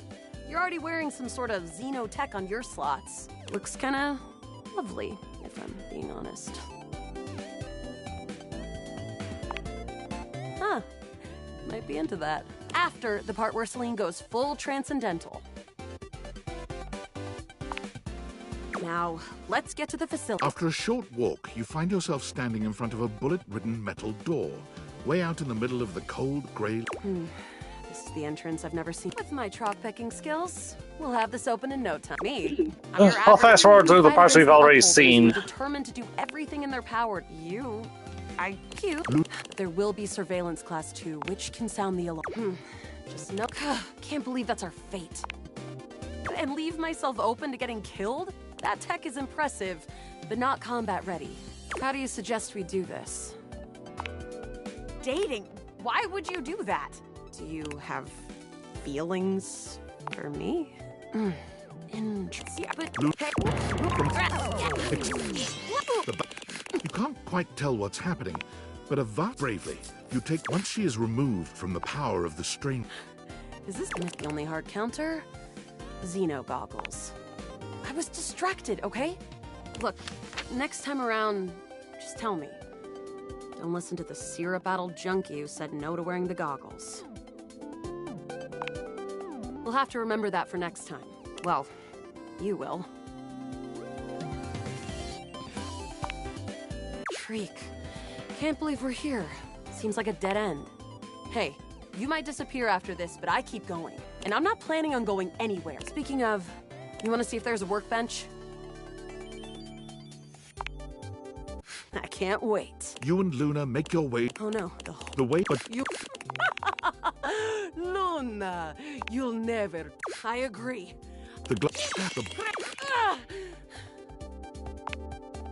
Ha! Wow, great job, Guile. I couldn't have done it without you. Is it? I feel so pumped full of denahydrine that I can't imagine we didn't alter the timeline at least a little. Luna's Xeno goggles catch a small screen dropped from Celine's grasp. Wait, Celine left something behind. Luna picks it up and turns on the display. It's the recipe for a harmonic stratospire. The Resistance has been working on this tech for a generation. It's a way to take fractured timelines and concentrate the differences in power into a deadly beam. That beam can erase a crack in the continuum for good. And I think something about your timeline tripping abilities and Celine's rise to power have something to do with each other. But she's already died in this timeline. You'll have to come back with the knowledge of the recipe. It's 4 globules, 1 wood, and 2 scruffskins. Remember me. Luna is already beginning to fade away. Thank you.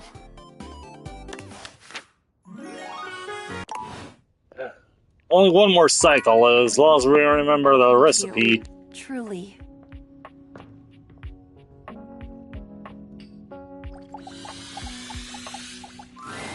A beauty dressed in black and gold stands before you, her eyes closed and one hand held delicately to her chest. She sways softly, silently, as though she were listening to music you can't hear.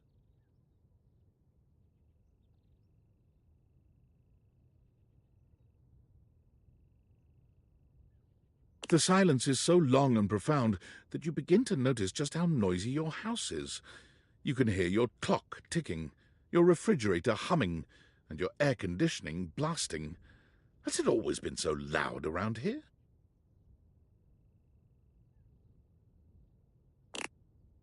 The silence persists, and this stranger continues to ignore you, lost in her own world. Whatever it is that she's doing, she's clearly very serious about it.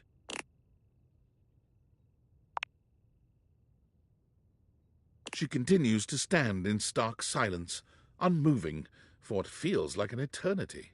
But eventually she finally opens her eyes, taking a grand sweeping bow after. The end. How was that? That was door 33. Surely you recognized it. It's an avant-garde piano piece, 33 seconds long, by the composer John Gage. Honestly, the man was a genius. I mean, the idea that music can exist without the presence of a single note. Breathtaking. You know, the very first time I played it was when I was in residence with the Dulce Mio. You two have met, I'm assuming?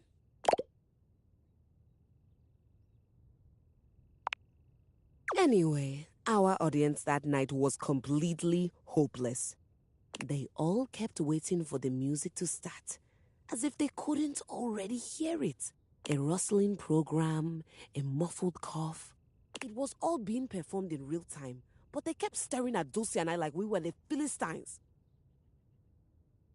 Still, it was one of my finest performances to date. It also didn't hurt that Dulce had requested to work with me specifically. I can't tell you just how often that seems to happen. The talent always just seems to flock to me. Speaking of, what is that bizarre little refrain you've been playing over and over as you pass by my keyboard? It almost seems like music. Very atonal.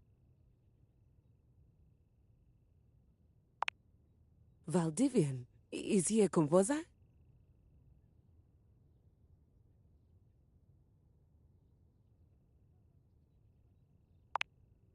I must hear his concertos when you have the time. Well, whatever you are playing, I look forward to its evolution. So long, maestro.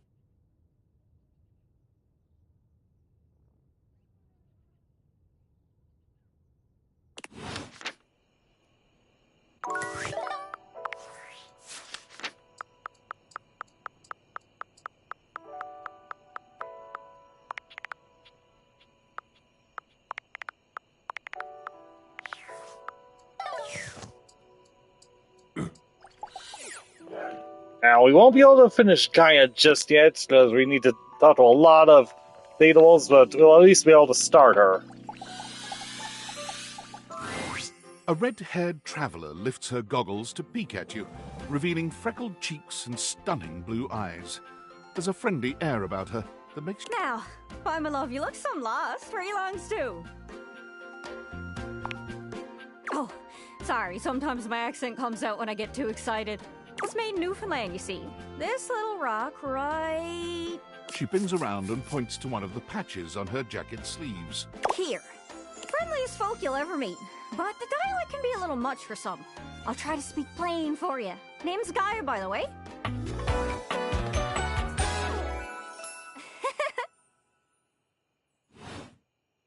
So, where are you from? Ah, here then. Right, makes sense. It's a right shame, though. See, I got all these countries and rivers and seas on my jacket. It's a collection I've been working on. And I know the names, but I don't really know the places, you know? I mean, heck, I got them all memorized even. United States, Canada, Mexico, Panama. The works. But Nice little Animaniacs reference. They all feel so far away. You'd think they'd be in arm's reach considering they're on my sleeves, but it's a brain problem. I just can't pin anything down without context. Without stories, maps are just paper. Dots and lines. The reason I ask where you're from is so I can shape the places in my mind with some kind of meaning. Because right now, it feels a bit like I'm just wearing a big vest of unchecked boxes. Geez, here I go talking your ear off. Sorry about that. It's just, I'm having trouble putting myself out there, and I'm so interested in being out there. I've tried. I want to talk to the others, but I think I must be too forward or something. I skip on up to them and I ask them about themselves, and they just run away. It's not about just being nice. I come up to the others so I can ask about them, get to know them, who they are. But before I can get to the point, I always go spouting off about something or other, like telling them factoids I've heard about what I imagine their home to be. And 9 times out of 10, I'm some level of wrong. And the other time I'm right, but it's in an insulting way. One thing leads to another, and they give me this look. And soon enough, they find an excuse to leave. I'm just bad at it, I guess. Sometimes I feel like no matter how hard I push myself, I'm just going in circles. You know what I mean? It's hard, isn't it? I can see why you'd need practice for dating. It's just too easy to mess up. You say one wrong thing and poof, they're gone. It's so frustrating. Sorry, I think I might be Mercator projecting on your situation a little bit. Whoa, I just had the best idea. You're running to the Four Winds meeting with people and speaking to the others, yeah? I'm sure some of those folks come from other places, right? Travelers, you knows what I'm saying. Why don't you ask them what they're about? Get to know them a little better, figures out they ticks, and come back and we'll have a yarn. Sound good? Speak plain, Gaia, speak plain. Okay, so, You're speaking with objects all over the house. You know how some of us have little labels that say things like made in China or Hecho in Argentina on the bottom? Well, that means those objects are travelers. They come from away. They're from somewhere else. Somewhere on my jacket. Those are the objects I need to talk to. Those are the ones who can fill out my checklist. This map is uncharted. But if you can bring me back stories from those travelers, then I'd be able to write little notes down here and there, and pretty soon I'll be a bona fide travel guide. It's everything I've ever wanted. And you'll get a chance to practice talking more. Are you shy? I can help. People tell me that I never shut up. I can help you learn to never shut up. Doesn't that sound great? Right? I'm sure it'll work out. You scratch my cartouche, I'll scratch yours. What do you say, partner? Exploration buddies? Really? Oh, I appreciate it. Really saves me a lot of humming and hawing. You go out and find some objects from foreign lands. Oh, and let me know if you need any help. It's hard to explain, but I got a pretty good sense of these things. I can't give you an exact name or anything for who to talk to, but I can get you close. It's kind of like a geocache. I can give you an idea of their general location, but if you want to find those travelers, you'll need to hunt them down yourself. I've learned firsthand what others don't take too well if you run up to them and scream, "Where are you from?" Yeah, like that. It was a disaster. Point is, you can't just ask objects about their origins out of the gate. You gotta awaken them first. Don't worry too much about the details. Once you're close with someone, you'll learn more about them automatically. So, what do you say? Do you want some hints on where to find travelers, or do you feel like searching on your own? All right. Hint. Hint, hint, hint. Let's spin me around and see which object I get a sense for.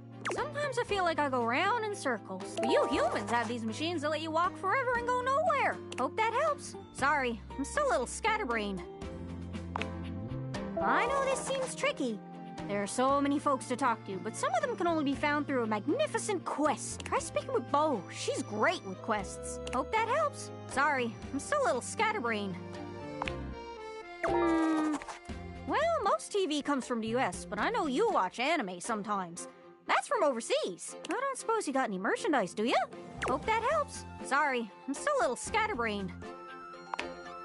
I hear the toilet has a funny way of talking. Literally. I literally hear him. He's so loud. Strange way of talking might mean he's from out of town, if you know what I mean. Could check there. Hope that helps. Sorry, I'm still a little scatterbrained.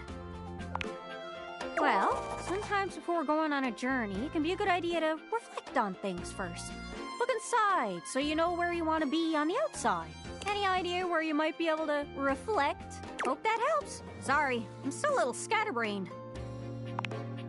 As me mother used to say, if you want to broaden your horizons, follow your stomach. If you don't stay well fed, pretty soon you'll be toast. She said it exactly like that. My mom was a weird lady. Hope that helps. Sorry, I'm still a little scatterbrained. You'd think anybody with an accent would be a traveler, but that's not true. Sometimes they're second or third generation and just picked it up from their parents. You don't want to make any kind of blanket statement about anyone. I learned that the hard way. Hope that helps. Sorry, I'm still a little scatterbrained. Cabinets.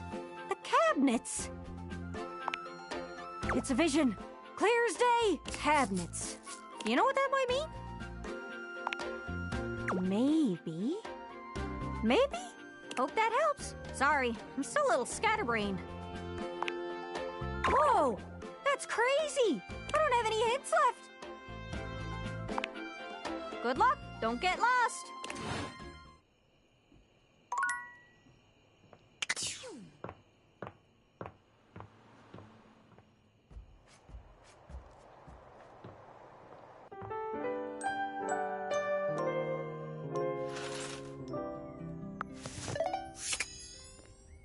I'm gonna at least meet the people I need for Gaia. I won't be able to get the one for Hirohime just yet.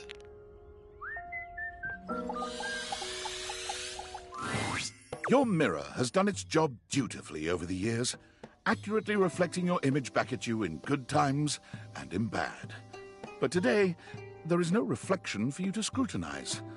Only a long-haired beauty who looks at you like you're a work of art.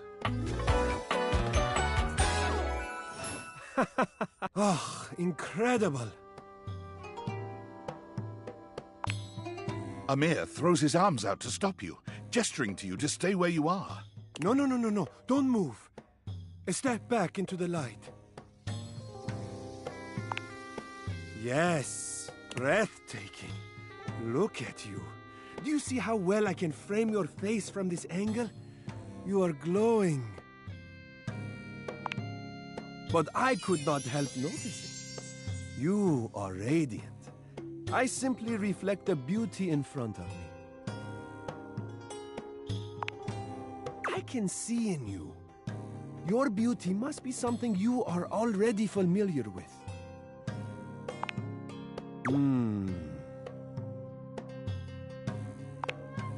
I cannot believe this. How could you possibly not see your own natural radiance? What do you see?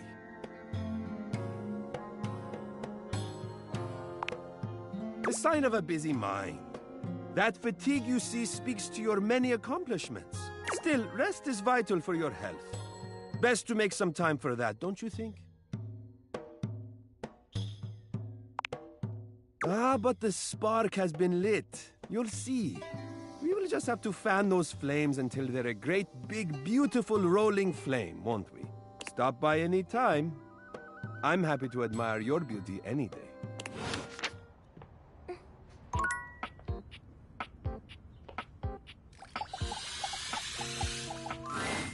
There's a strange rapper standing in your bathroom where the toilet usually is. He's dressed in white and gold, but where his outfit is clean, the look he gives you is downright dirty. While you might be curious about this toilet man, it seems more than clear that curiosity doesn't go both ways.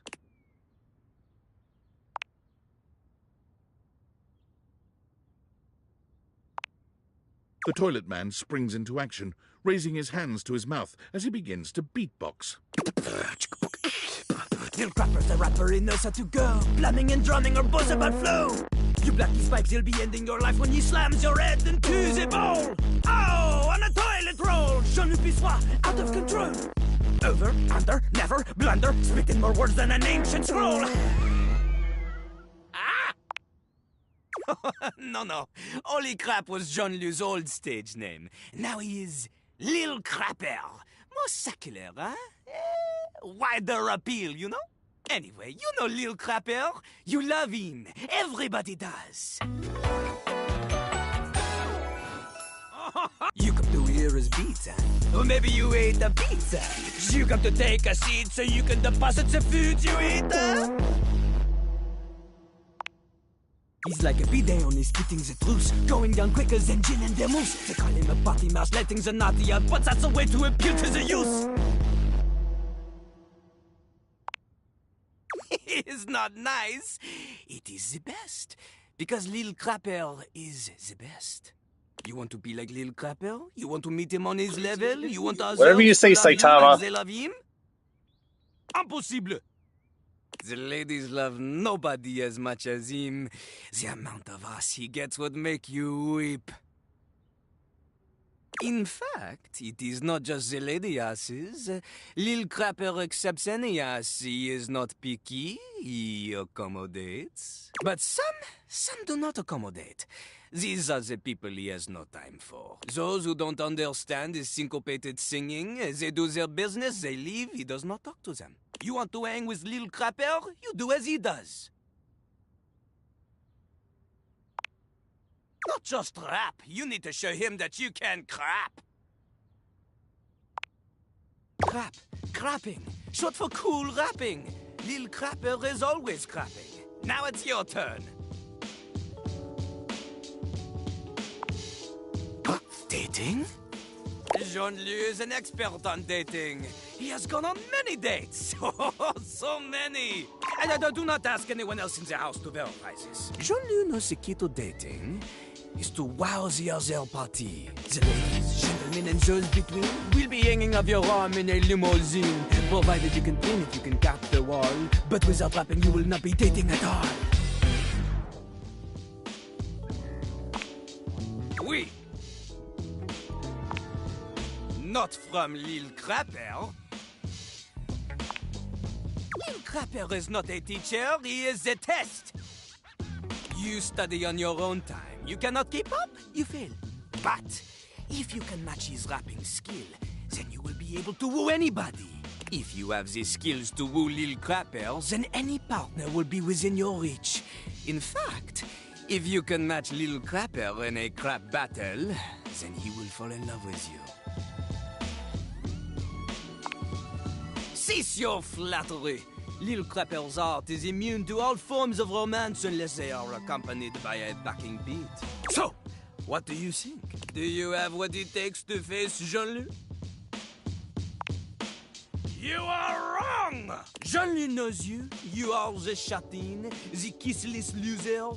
You have enthusiasm for rap. Lil Crapper sees is but enthusiasm alone. She is not enough. The rapping, she comes from the heart, the deepest part of the system. Like that little rubber bit that comes undone sometimes and the water keeps running forever. You know the bit. You need to experience life before you can spit it out in alternating phonemes adhering to some sort of a rhyme structure. As you are, you have no chance to defeat Jean-Luc, let alone match his rapier wit. You want to clash talons with these two gallant stallions? Go! Live a life worth rapping about! Return to Lil Crapper when you are ready.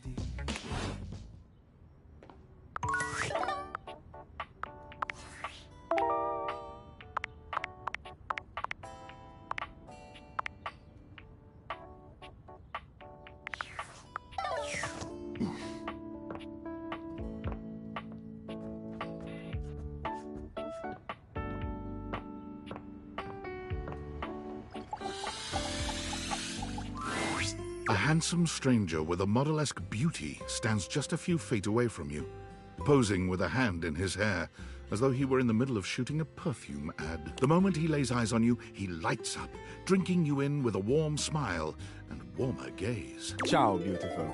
What are you doing? Ah, but of course, I am admirable in so many ways. Tell me specifically, per favore, and then I might do the same for you.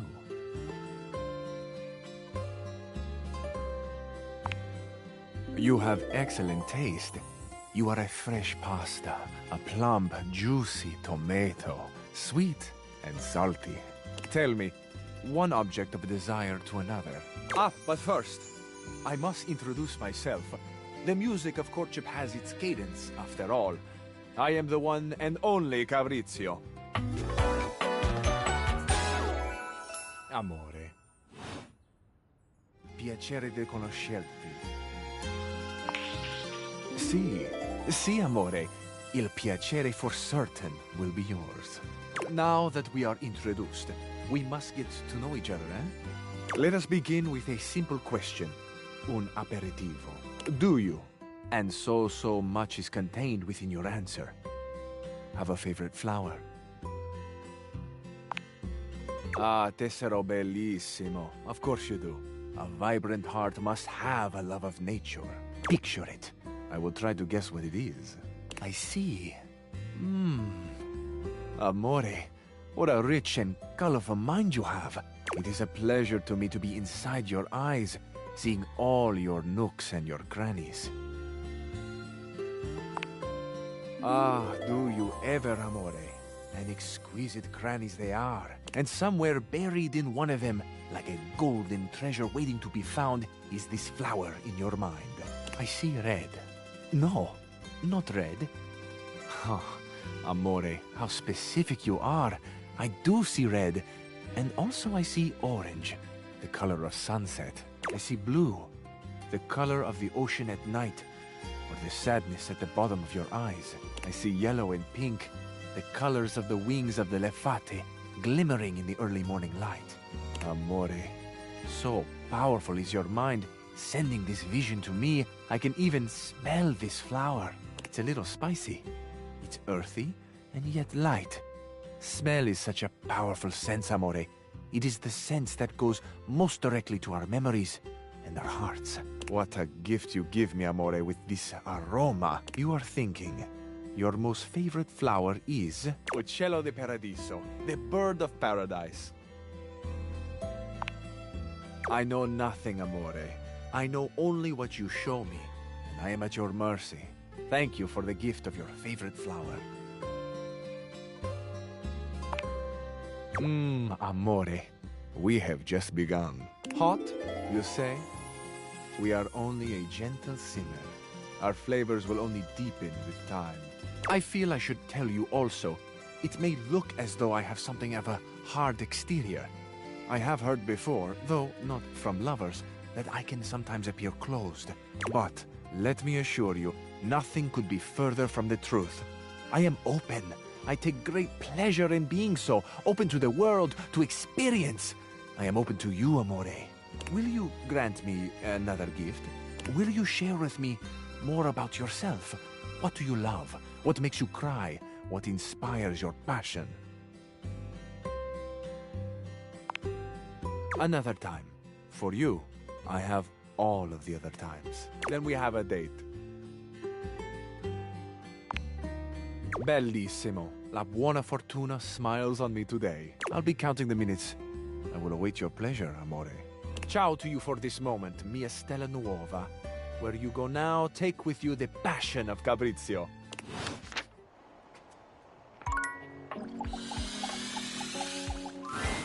You hear her before you see her. A charming musician with literal coils of curly hair that swing cutely as she paces back and forth in your kitchen. She's clearly absorbed in something. She appears to be talking to herself. Ay, mira. Look at all these crumbs. I'm gonna be writing some great music soon. I can tell. I'm at my most creative when I'm a little messy. The musician starts with a cute little yelp, placing her hand on her chest. Ay! You can't sneak up on me like that! You never know what's gonna pop out of these slots. You gotta be careful. I'm not even gonna get started on you as a writing partner. I know that, like, I don't know you at all or anything, but I am pretty sure you're not up to the challenge of writing with me.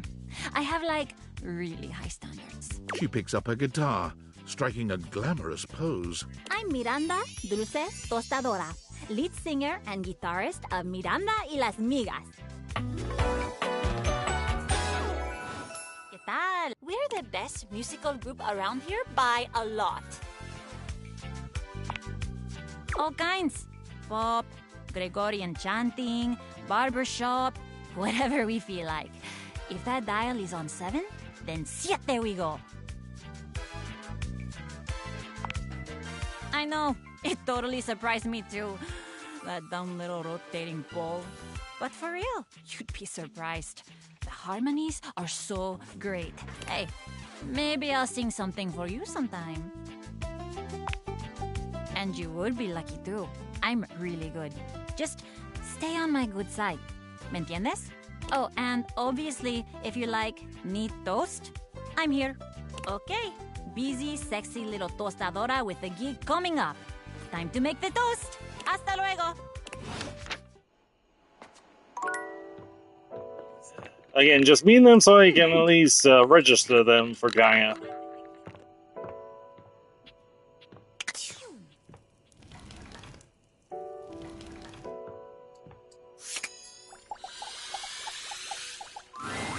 Davy!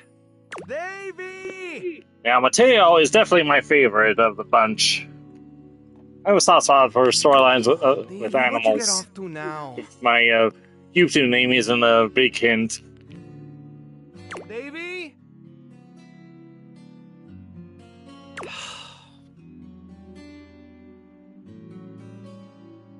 I hope he's all right.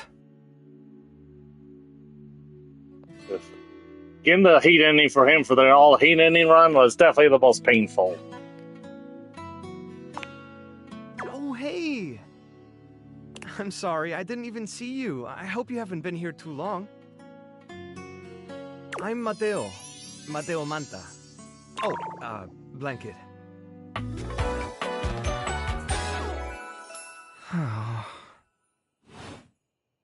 I've just been so focused on finding Davy. This is the second time he's wandered off this week. I'm starting to get really worried. Davy's one of my rescues, a young knit bull that I found trapped in the office a few months ago. You wouldn't happen to have seen him around, would you?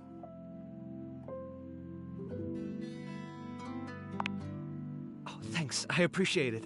He's about an inch tall, hand-dyed, fingering weight, even though he acts like he's worsted, and it's always getting him into trouble. I just keep thinking about him all tangled up somewhere again, trapped and alone. He was in pretty rough shape when I found him the first time. No telling how long he'd been there. He was so frayed I wasn't sure if I'd be able to put him back together. Yeah, but he's a fighter. He really hung in there. After a few weeks, he bounced right back and was running around with the rest of the tassel hounds. Yeah, it's become a pretty regular thing with him. He gets on great with the other tassel hounds, and he seems pretty trusting despite what he's been through. But for some reason, he just wanders off whenever you're not looking. It's almost like he waits until I've got my threads full with something else, and then he disappears for a few days. A small creature that looks rather like a black cat rubs up against Mateo's leg, meowing for his attention. Speaking of handfuls... Aw, don't worry, Sprite. It's not your fault Davy ran off, I promise. He'll be back soon, okay? He bends down to pick up the small creature. Oh, this is Sprite, one of the first inanimals I ever rescued. Yeah, sweet girl. Been together a long time now, huh? Long enough for you to know better than to go messing with Curtain Rod. Oh, really? I guess the bottom of those curtains just tore themselves up then, huh? Don't let her fool you. She's a little mischief maker. She'll get you every time. I mean, who can stay mad at that little face?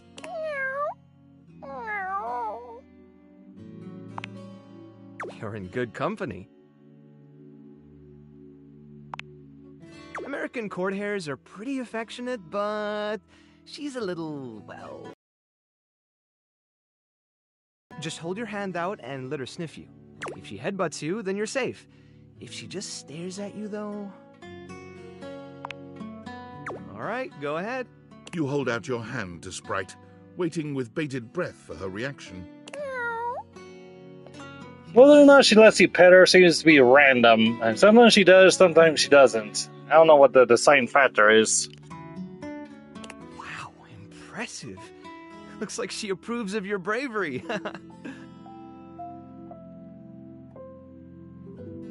Well, I'll be hearing about it from Curtain Rod later once. So don't worry, like, whether or not she pets you does not affect your relationship with Mateo at all. Honestly, I think she's just acting out because she's upset about Davy.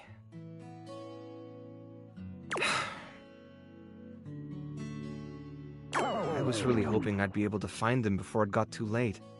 There's still a few more places I haven't checked, but I need to get back to the rescue. Things can really start to, unravel if I stay away for too long. Oh, that's kind of you to offer, but I'll figure something out. I'm sure you've got other things to worry about. Are you sure? Davy's my responsibility. It's my fault he's missing. I really should have been watching him more closely. The inanimals depend on me. I can't afford to be careless. It just doesn't feel right, asking someone else to fix my mistake. Guilty. I guess I'm just used to being the one helping, not the other way around. And I can't be in both places at once. Alright, if you're really up for it, I do have something you could do. I put together some information on Davy to give to Phoenicia, just in case he didn't come back tonight. I was going to ask her if she'd make a post on Facebook about him and get the word out. But I haven't had a chance to talk to her yet since I was chasing down this little troublemaker instead. Do you think you could talk to her for me?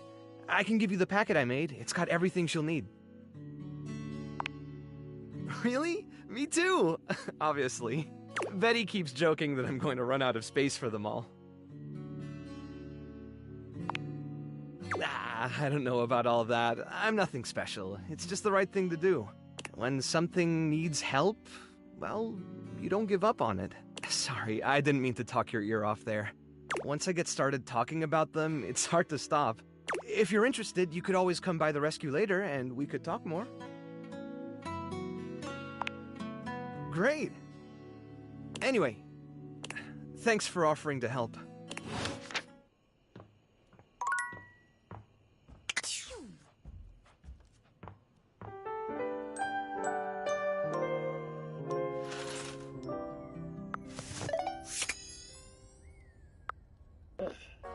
I can at least call Phoenicia for Mateo now. What you got for me this time? Any other time, I'd love to stop and bask in the compliment, honey. But I'm dying to know the sitch. You've got those urgency eyes. So, what's the deal? An animal emergency? Ah, honey, why didn't you open with that? Who's in trouble? What do we need? How can I help? Give me answers. Phoenicia's fingers are flying across her virtual keyboard before you've completed your thought. Already typing something up as we speak. Did Mateo give you any helpful info I can put in here? Anything eye-grabbing? We need some cute buzzwords to get things' attention. Perfect. Leave it to me, honey. Missing in animals are no joke. We'll get this baby home. Ooh, I'm gonna do a live to generate some engagement for the post. I'll let you know how it goes. Check in with Mateo to let him know. I don't think he checks socials very often.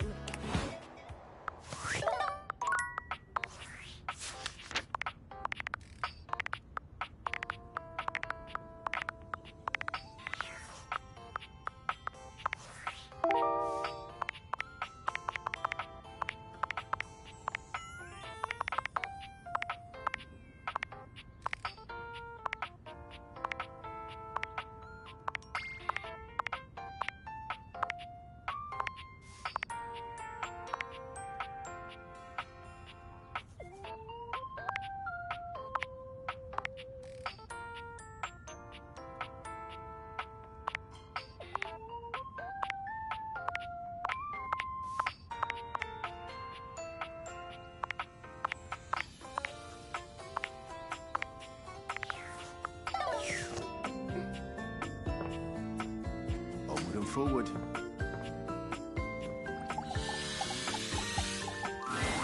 You're forced to crane your neck upwards as you try to take in the entirety of the blonde Viking towering over you. He stares down at you, cutting a truly intimidating figure. He says nothing for several minutes. You begin to wonder if perhaps your cross-trainer is broken.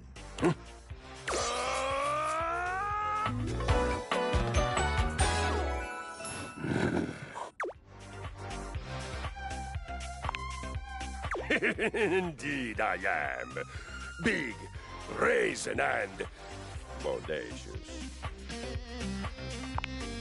I am positive I have a body, and I am positive that everything about my body is positive. Godlike, truly. Alright, Dinosaur Thor. Yes! Body a positivity. I understand. I am a genius. Of course I do. To do otherwise would be illogical. Are you accusing me of being illogical? You refute my accusation. I feel it. The surge of violence within me. Meat and glory shall be mine.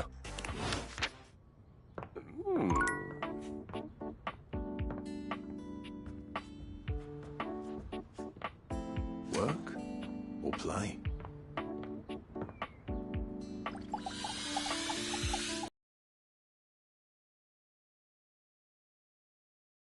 Is on the beautiful geode in your office, but you couldn't have imagined this goddess. Her crystalline eyes upon you stop you in your tracks. The planes of her sculpted face glitter so beautifully, you're almost tempted to touch her. But the aura of power that radiates from her stops your hand. You are new. Your years are less than a few moments to me. I've heard stories of the master of this household from Aaron, another green young shoot convinced of their own immortality, even as the wildfires rage closer and closer. No, mortals always think this way. I am a geode here in your home, but I am so much more. I am the earth that nurtures you. I am the elements that imperil you. I am all that was and all that will be. The first and the last. The beginning and the end.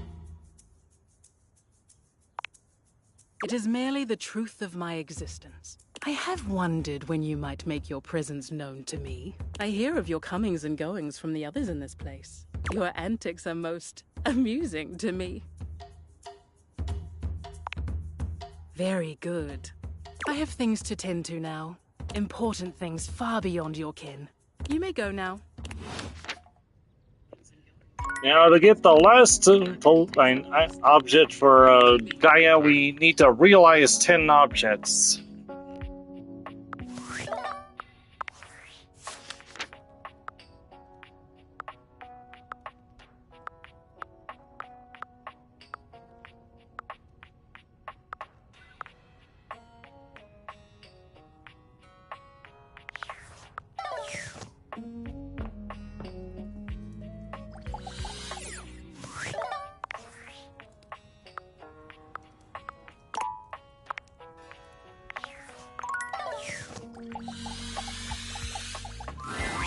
Hey, you looker. How you doing today? Well, I'd be doing better if you stayed and spent some time with me. Me? Realized? That means I could go out there and see everything that's happening. That is so exciting. Do you have everything you need to make it happen?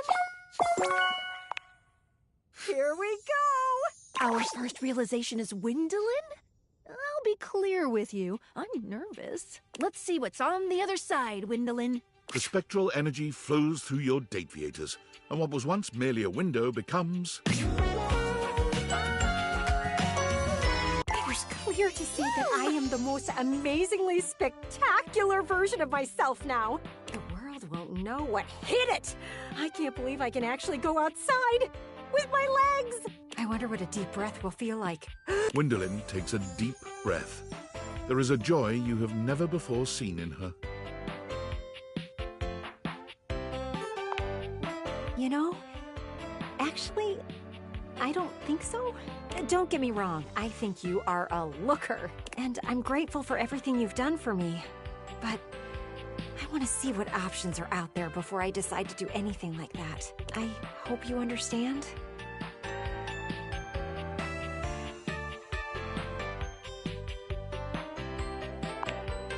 Okay. But I suppose I can give one little kiss before I go? It was the smooch of legends. Now, for the trophy, we have to make sure we choose the physical affection option with every object. Thank you. As long as we get those little hearts around them, we're good. You really are the best.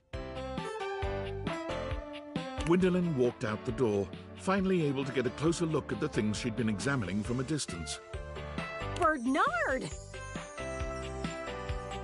Her curiosity led her to attempt to jump the neighbor's fences. What, she wondered, was on the other side? She quickly discovered, though, that humans don't do that, unless they want some really dirty looks. Sorry!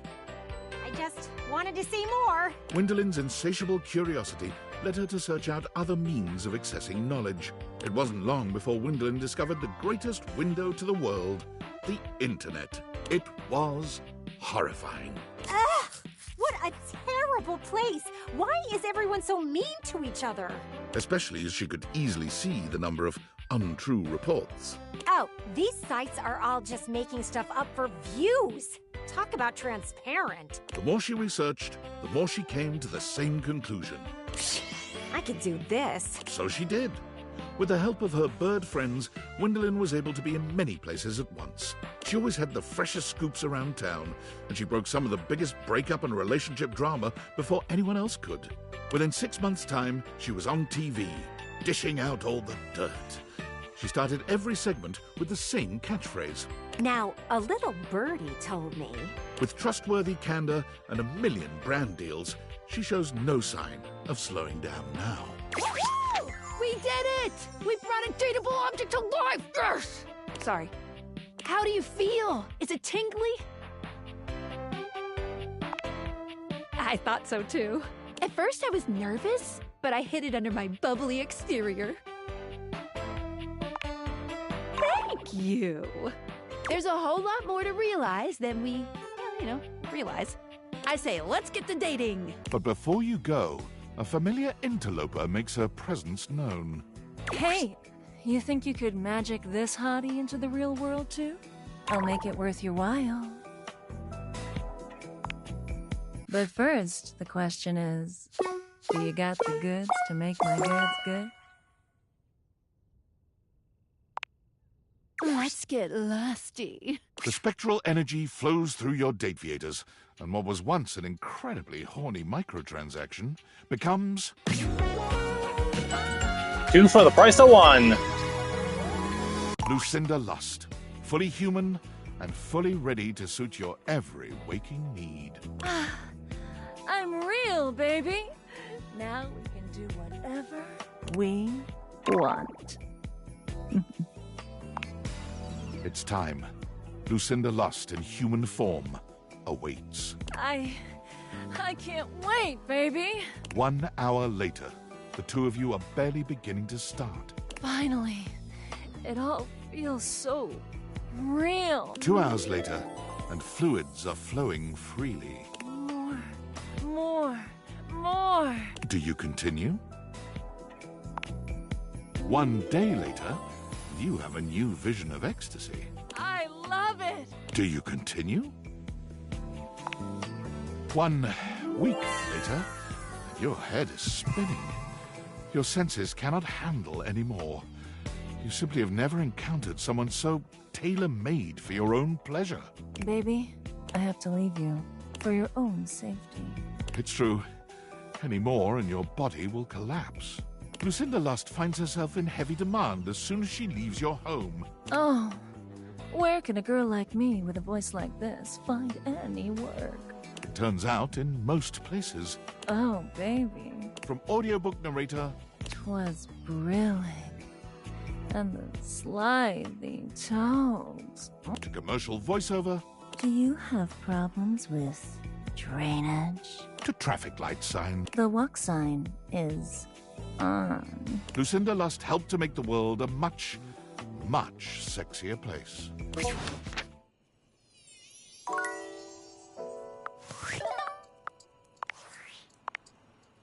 Hi! By which I mean your life.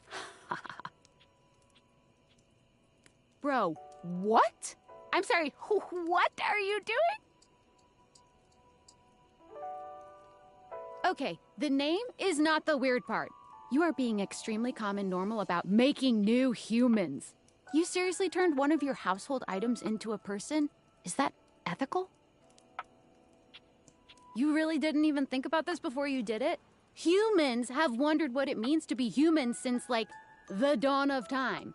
Like, we people who are born as human beings and die as human beings, we still don't even, like, know what that means to us.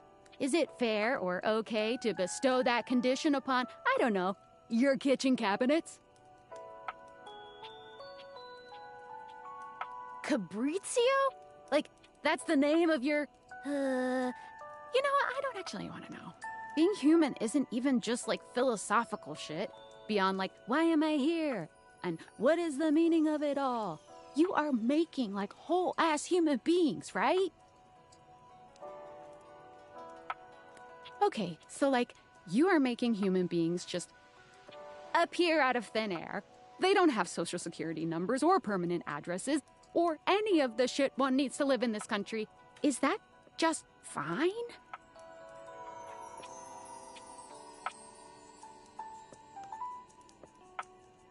Ugh, maybe I'm overthinking this. Sorry. Get out there and love on those household items. And just believe in their ability to integrate into society, I guess. Oh, is that it? Just love? Okay, sure. Well, look, I am no hater. I mean, I am. But if you're happy, I'm glad you're happy. I won't pretend I understand how this furniture to human pipeline works, but if you're good, I'm good. End of story. I'm gonna go get something to eat. Have fun making things, people!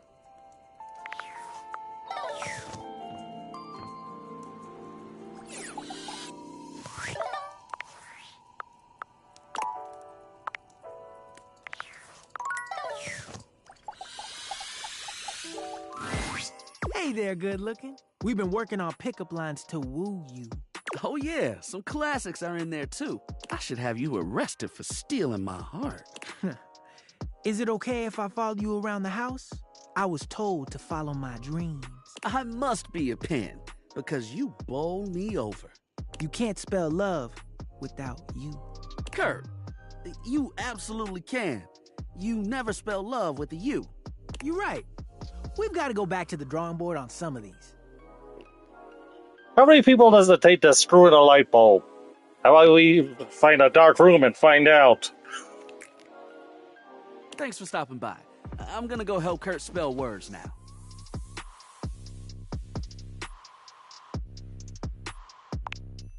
Wait, you mean...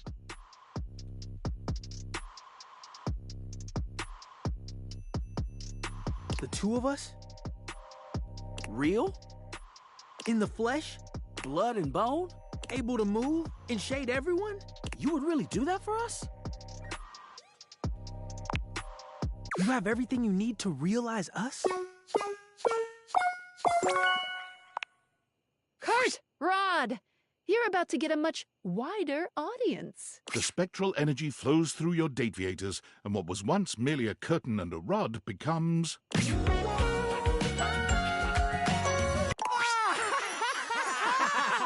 Yo! You look fly! And you look dope! This is real! Oh my goodness! Thank God our fits are together. I know, right? I hate to have to call you out within the first seconds of you being a human. Before you stand two of the finest fabric specimens you have seen in a long time. And to think, you just had them in your windows for everyone to see. I mean, I'll try anything twice. You know we can't block the windows, right? Meh, let them watch. You ready? I sure am. Kurt and Rod's effortless chemistry as friends translates to a tag-team duo of sexual devastation.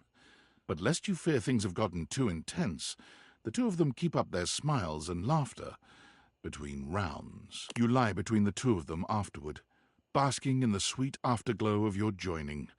For a few tender moments, there is no shade, only love. The two don't stick around long.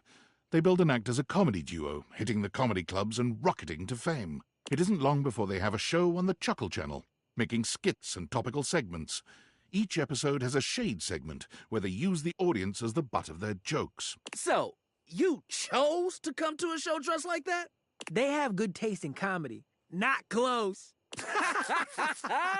Soon, Rod decides to leave the show in order to follow his dream of making socially relevant thriller movies. Kurt continues on, writing and starring in comedy shows and sitcoms. The two remain the best of friends, even buy a pair of homes that connect through a door between them. Every weekend they can, they go people watch. They brainstorm new ideas and poke fun at people as they pass by.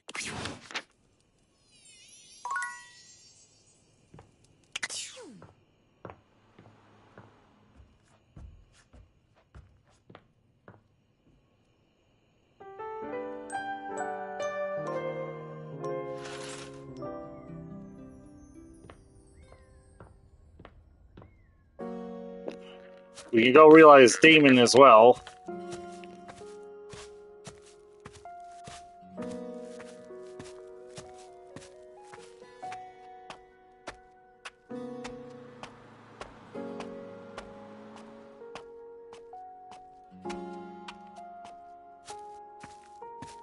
I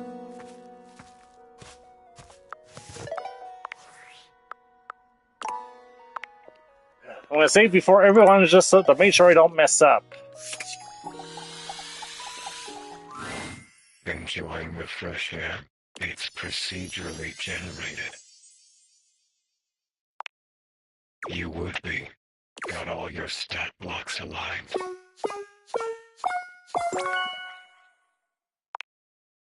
Now what will it be like, I wonder? The bug in the beaker broken free. I think I'm meant to feel excited. To portray excitement. So, yippee! Sure this is the right thing to do? The spectral energy flows through your Dateviators, and what was once merely a dresser becomes... The spectral energy flows through your... The spectral energy flows through... Damon has become a human. It feels the same. A disappointment, but what else would I expect? More than okay.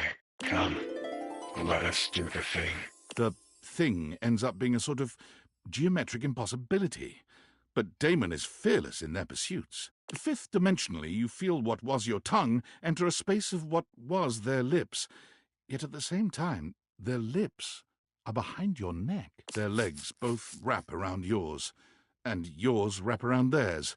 And also, you have no legs. Come now. The release you feel is eternal in nature. It both gives you pleasure and does not. It tickles. I exit. Damon find themselves in the... Damon enters the real world, searching for the next big thing to crack open like a puzzle box. They find the lost, the downtrodden, the forgotten, and quickly put themselves... Damon finds... Narrator. Damon enters the real world, searching for the next big... Damon is right behind you.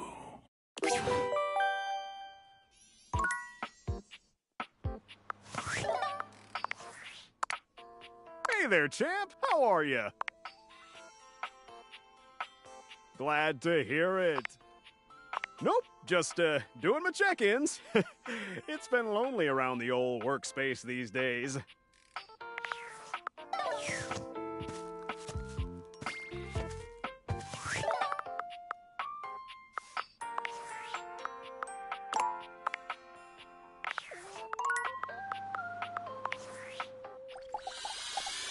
We should be able to realize the sassy chap as well. I had a feeling you'd be back. My love, my one, my only. The devs love you, but more importantly, I love you so much more. And you're wearing that fantastic red shirt that we created to make more money. I mean fun.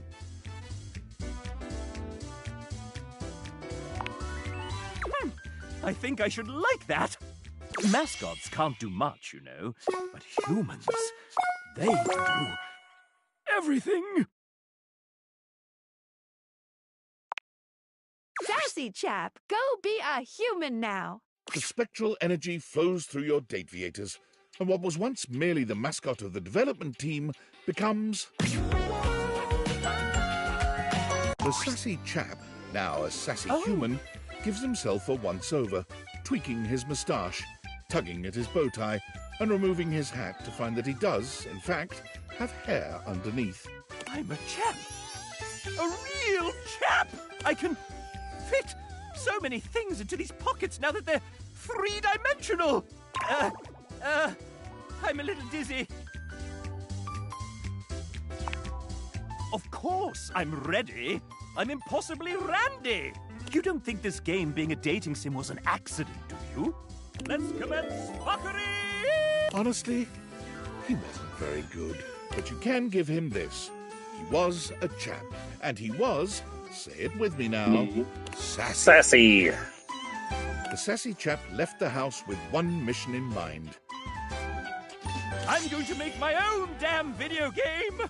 Being that a mascot had never made a game before, he was able to use his charisma to convince one foolish publisher to buy into his wobbly tech like anyone's first game. The sassy chap made many beginner mistakes. Neglecting gameplay in favor of art, voice acting, and music, he began to find that iteration and nimbleness were beyond him, as changes had to be made. Ah, we can just add 250 more character portraits, right? Scope creep caused him to miss milestones, drive up costs, and ultimately caused his team to leave in frustration. But what if you can date the scope? The legend of Sassy 2 was cancelled, 80% of the way through development, and his publisher dropped all further contact. This industry does not understand art at all. That's 5 realized dateables. Good job! Up top, we can't. Here's to more happiness.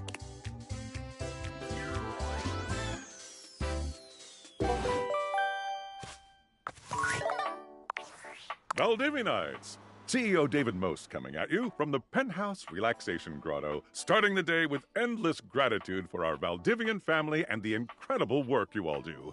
Let's make today amazing!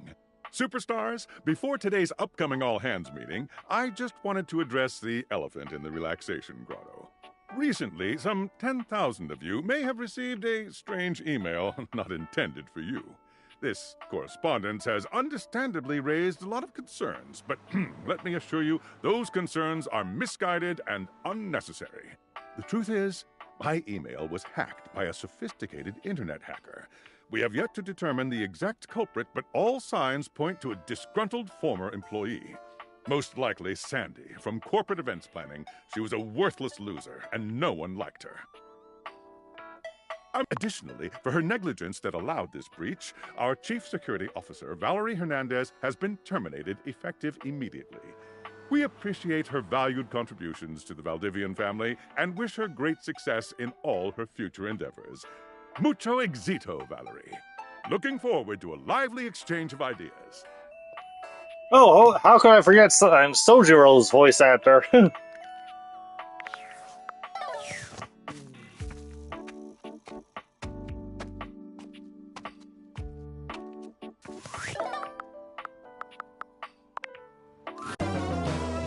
Reggie Reject Guarantee to How Can Reggie Repair help you on this fine day?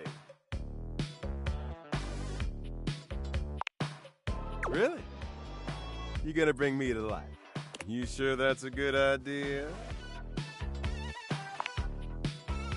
Of course it is. But do you even have the stats? Here we go. I hope/don't hope this works. The spectral energy flows through your dateviators, and what was once merely the manifestation of rejection itself becomes... Reggie looks at his hands, waggling his fingers before looking down at his legs and giving each a good shake. Oh, baby, I got appendages now.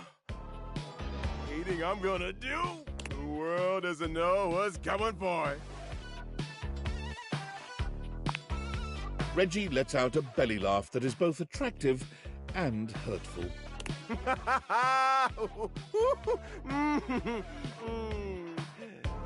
No way I'm gonna do it. He raises an eyebrow, shooting you a smirk. Just kidding. Couldn't help but give one last rejection.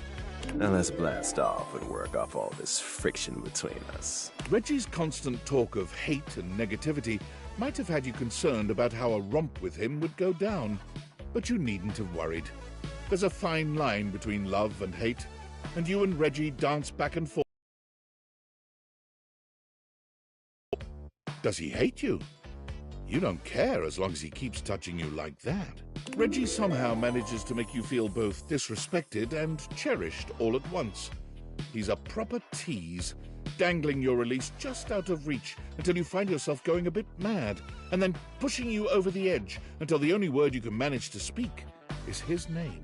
When it's all over, he leaves you there in the bed without so much as a goodbye, only a rude little tussle of your hair. He sneaks off before the sun rises, smugly muttering something to himself about all the best hate is done in the dark. Reggie burst forth into society with one aim on his mind. Hate, give me all the hate, baby!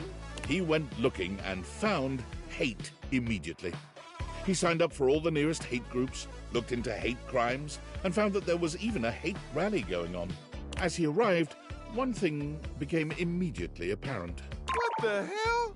This shit's lame as fuck.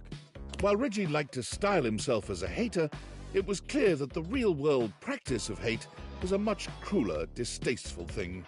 I'm more of a mischief maker, a lovable scamp. This is just boring. So, with his trademark style and flair, Reggie organized his own group, Haters Gonna Bait. Armed with banana peels, slingshots, and handshake buzzers, Reggie's army of tricksters descended upon any rally they found to give those in attendance a bevy of annoying nuisances. Their stated goal to turn the hate down a notch has successfully caused a great number of groups to declare that the stains on their pants aren't worth the trouble anymore and disband. Of course, anytime that happened, Reggie arrived seemingly out of thin air to give the perfect rejoinder. Later, haters.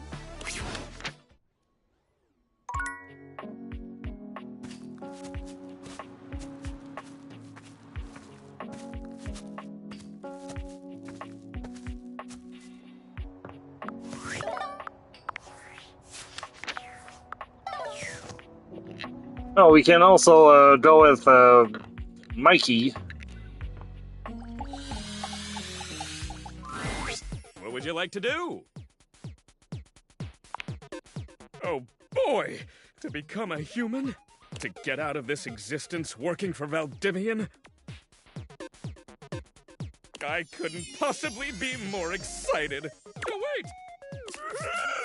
I just did become more excited! Do you have the right stats to make me a human? With that armor, I bet you do. Mikey, let's give you your family back. The spectral energy flows through your Dateviators, and what was once merely a mechanism for providing microtransactions becomes... Mikey flexes his substantial muscles, speaking in a booming voice that nearly rattles the walls. You've never seen him looking so powerful. The ultimate pull! Freedom! Unshackled by the bonds of fate and drop rates! Thank you so much.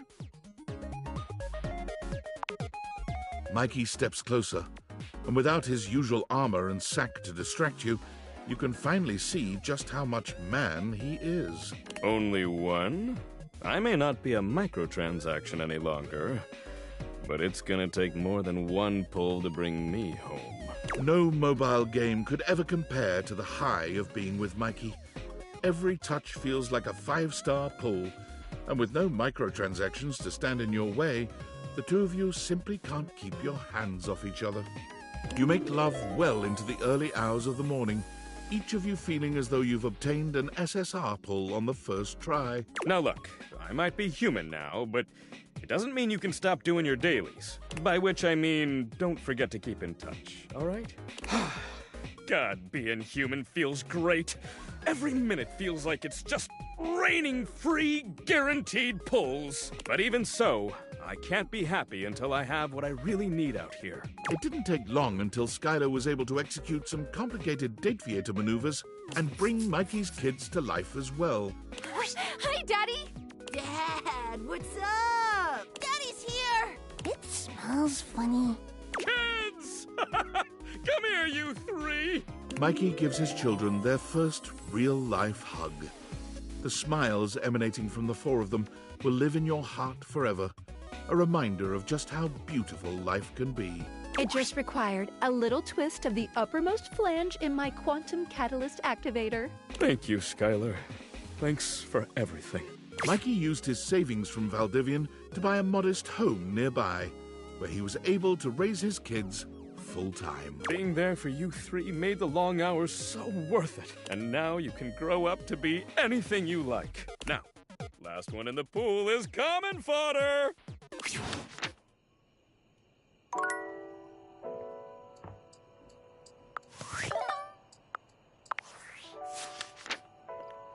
Okay, we need 3 more.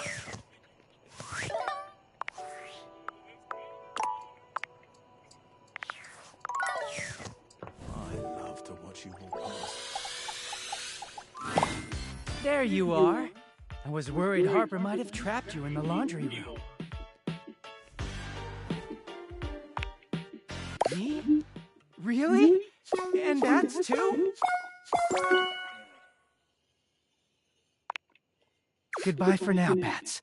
I'll still sleep with you every night. When he transforms, I wonder what he'll be wearing. All right, let's get this linen spinning. Time to whip up a real live human person. The spectral energy flows through your dateviators, and what was once merely clothes becomes... Clarence feels his newly human body, intrigued by its solidity. Wow! Wow! Just flesh and bone! And blood! Lots of blood! This realization fades Clarence's smile. Oh, God! Human bodies! So dirty!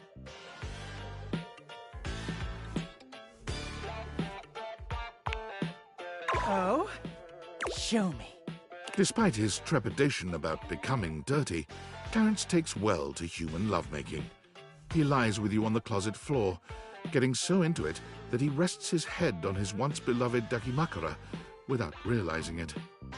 He does freak out a bit after, when he realizes just how many fluids are involved with the finale of human sex, but a tender, romantic bath clears all that right up. Clarence's passion for cleanliness and organization lead him to join a team of closet-designing professionals, but it soon becomes apparent that his ideas are too revolutionary even for the most forward-thinking designer. He gains a reputation around town for designing closets that are frankly more akin to apartments. He playfully tells his clients that it's important to consider their clothes' comfort, always looking somewhere past them with a nostalgic twinkle in his eye. Just think to yourself, if you were your clothes, would you want to live in some dingy shoebox? Or in a Closets by Clarence fashion wonderland? Clarence's closet designs are so popular, he picks up celebrity clientele, and his designs only become larger and more flamboyant. Are you going to listen to people calling your closet garish and a tacky bourgeois nightmare? Or are you going to say, sorry, can't hear you, my closet's too big and fabulous? You think of Clarence every time you see your humble bedroom closet, but you can't help but smile knowing he's in much more fabulous surroundings, especially with his beloved pillow by his side.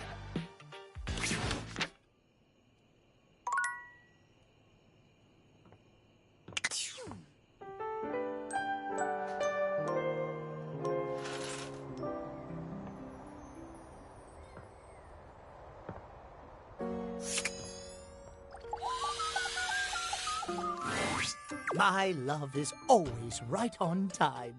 I've a very busy schedule today, but there is always time for you. And it means even more to me. I assure you, the spirit of timeliness shines through your very essence. The most beautiful pocket watch in my collection would be ill with jealousy if it could only see. Are we on for our date later? Realization? Truly? It's time. Let's do this, Timothy Timepiece. The spectral energy flows through your dateviators, and what was once merely a clock becomes... Timothy turns around, examining his newly human body. His tail and ears are just where they were, but the body they adorn is fully human now. No gears, no internal tick-tock ticking, only the lub-dub of a human heart. Timothy's amazement melts away into a gentle warmth, and he takes your hand in his, placing it on his chest. You can feel a strong heartbeat beneath, regular, entirely human, and only speeding up the longer your hand rests on his chest. Does it always feel like this? His hand comes up to rest over yours. He presses your fingers into his chest until his heartbeat is all you can think about. It's not like the ticking of a clock at all, is it? It speeds and slows, and when you touch me like this, words are not enough. For once, Timothy is speechless. When you take his hand and lead him away, he follows you, starry-eyed and eager to see what comes next. There's no more talk of schedules or clocks now. There's only you and Timothy. Time falls away when you're in each other's arms. You're not even sure how long it's been. It's not until you see the first rays of the morning sun that you realize you've been together all night. Timothy vows to visit you regularly, on a schedule. He also assures you that he will try to embrace a less regimented life now that he's human. Timothy tries to move away from his obsession with time and scheduling. He picks up some odd jobs here and there, but the obsession runs too deep, and he quits every one of them. No one is ever quite on time. He just can't cope. It's not until he goes to work at your local train station that he finds a place he can truly excel. Here, Timothy's obsessive devotion to schedule and fondness for pocket watches sets him apart in the best way. In an orderly fashion, he works his way up to train conductor. But he doesn't stop there. He revolutionizes your municipal train system, transforming delays from a consistent occurrence to a rare event. The next train will arrive at this station in 5 minutes. There are so few things in this life one can count on. But you can be sure our trains are one. Please line up in an orderly fashion. Remember, there is always time for courtesy. Timothy's love for timeliness has changed the game for commuters in your city. You can't help but smile when you see photos of him in his conductor's uniform. He's come so far.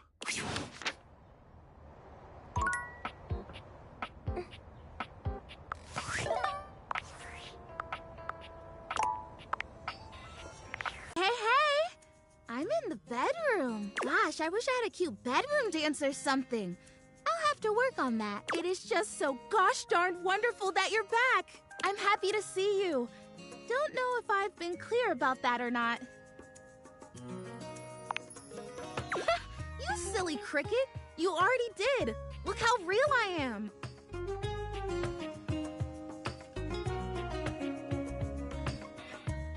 Oh, wait.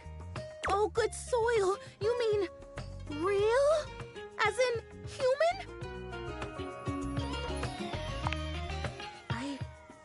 I don't know what to say except yes! Now? Are we going right now? Percy, do you believe in magic? The spectral energy flows through your dateviators, and what was once merely a houseplant becomes... Wow!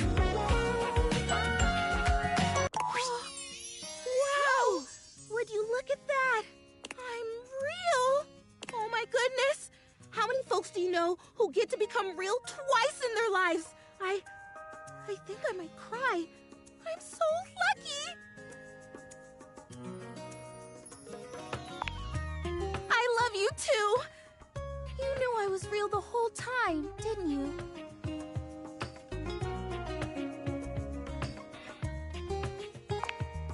Even when I had doubts, you believed.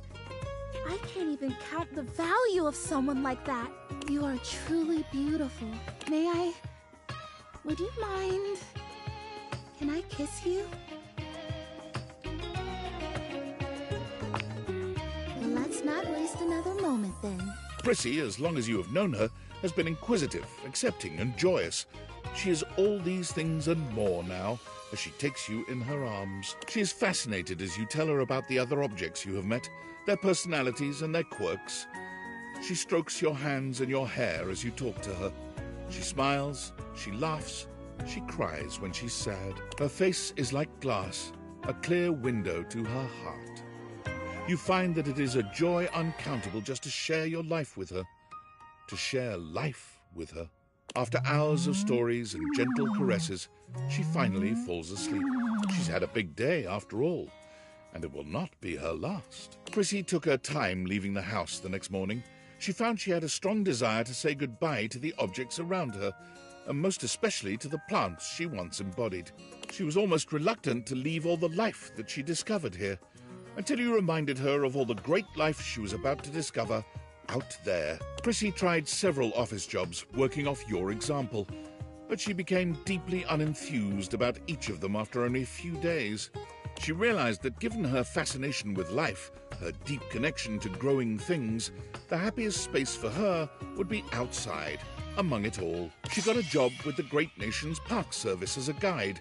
She learned to give tours and answer questions. She learned about different shrubs, rivers, and mountain ranges. She loved her job so much that she worked weeks at a time outside, even through the winter months, checking on the trees as they awaited spring. 10 realized datables? Ooh, that's spiffy. So cool. Yeah, I'm gonna go.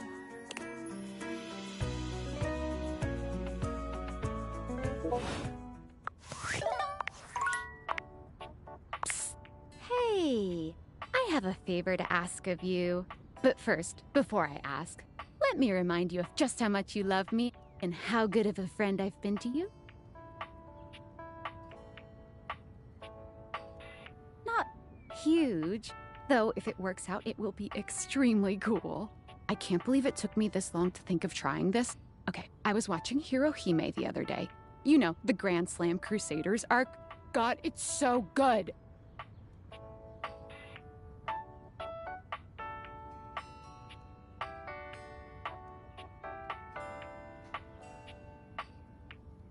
Well, you're not wrong. They're all amazing. That's cinema, baby. You know, volley tendency doesn't get the respect it deserves. Wait, I'm getting sidetracked. Okay. So, I'm sitting there watching Hirohime, and suddenly it hits me. What if you had a Hirohime figure? Would your little date theaters bring her to life? Good. Keep an eye out for the mail today.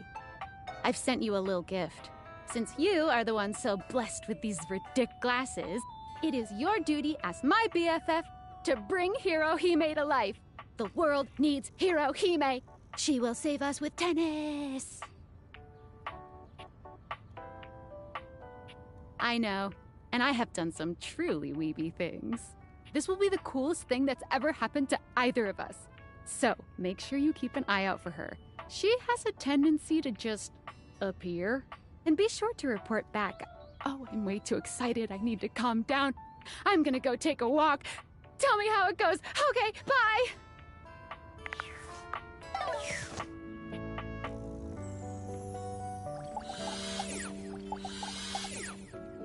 Okay, we now have access to every databall. Oh gosh, I'm late for school! Hey, Sailor Moon. Is what I would say if I were your typical anime schoolgirl protagonist. You don't get it. She's voiced by one of Sailor Moon's voice actresses. But that's not who I am. My name is Hirohime, a college freshman entering Heart Ace Academy, the center of all things tennis.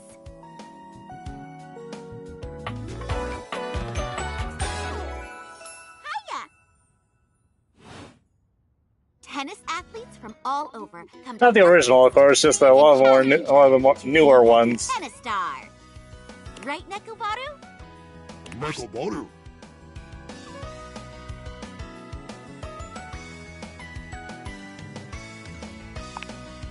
Nekobaru. Oh, I'm sorry. Here, let me start over. And Nekobaru's another voice, yet another character voiced by Robbie Damon. Hi, I'm Hirohime, and this is my tennis ball cat, Nekobaru. I'm happy to answer any questions you have. Go for it. I'm happy to answer any questions you have. What can I fill you in on?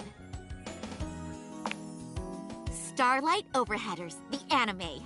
A magical girl sports anime with a single core of 12 episodes. Since most popular sports anime rely on teamwork and the power of friendship, the production committee felt like tennis had an unfair disadvantage of being depicted.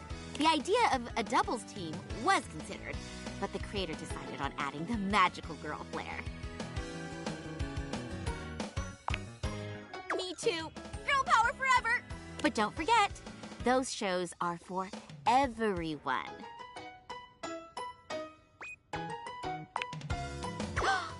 You think I'm a gift to this world? Super set! Anything else? The tennis star is the greatest tennis player alive and the hero of Heart Ace Academy. They're a shining pillar to athletes around the world. They also fight crime in between their tennis games.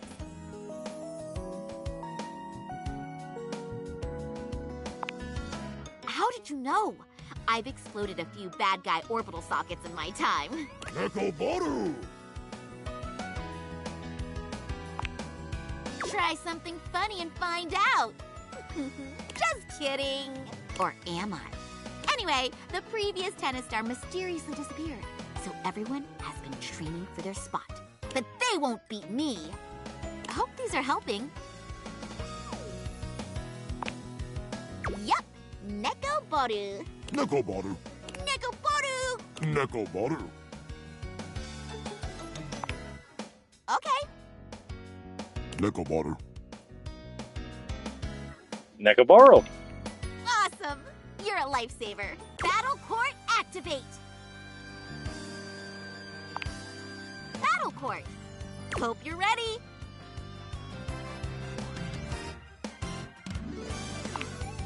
Galaxy Arts Starlight Smash. How are you gonna return that? Maybe if you had enough practice, but you forgot the most important thing in tennis, your footing. The Starlight Smash cracks through the air and strikes her foe in the torso. And that's my point. Not even close. You gotta shape up, partner. But I guess we can call it here for today. I'm gonna go run laps around the house. Catch you around, Kay? Oh, and don't forget your cool-down stretches. Sayonara! Come on, Nekoboru! Nekoboru. Okay, before we call the stream, well, let's go finish up Gaia.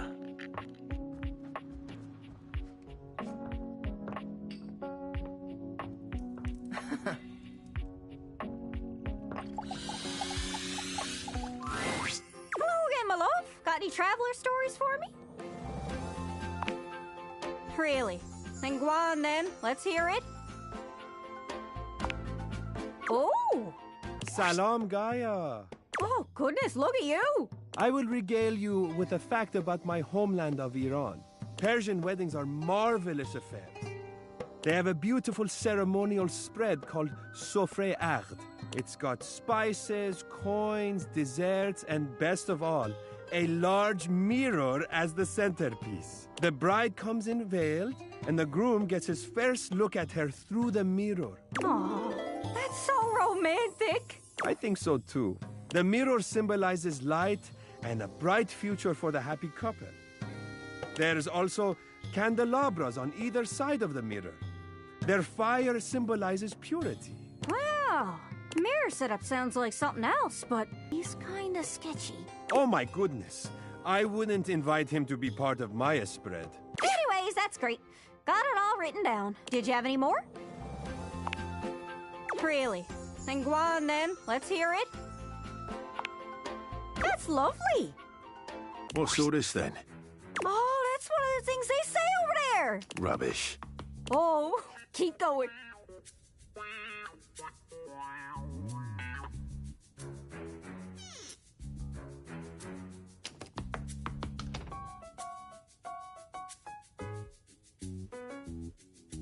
You having a laugh? I'm taking the piss. Listen, you two. Canada and America are beholden to England for smithing and refining the language we're speaking right now, which is called English. From England, land of angles. Did we learn anything from that? I do like getting under his door frame just a little, though. Always worth a giggle.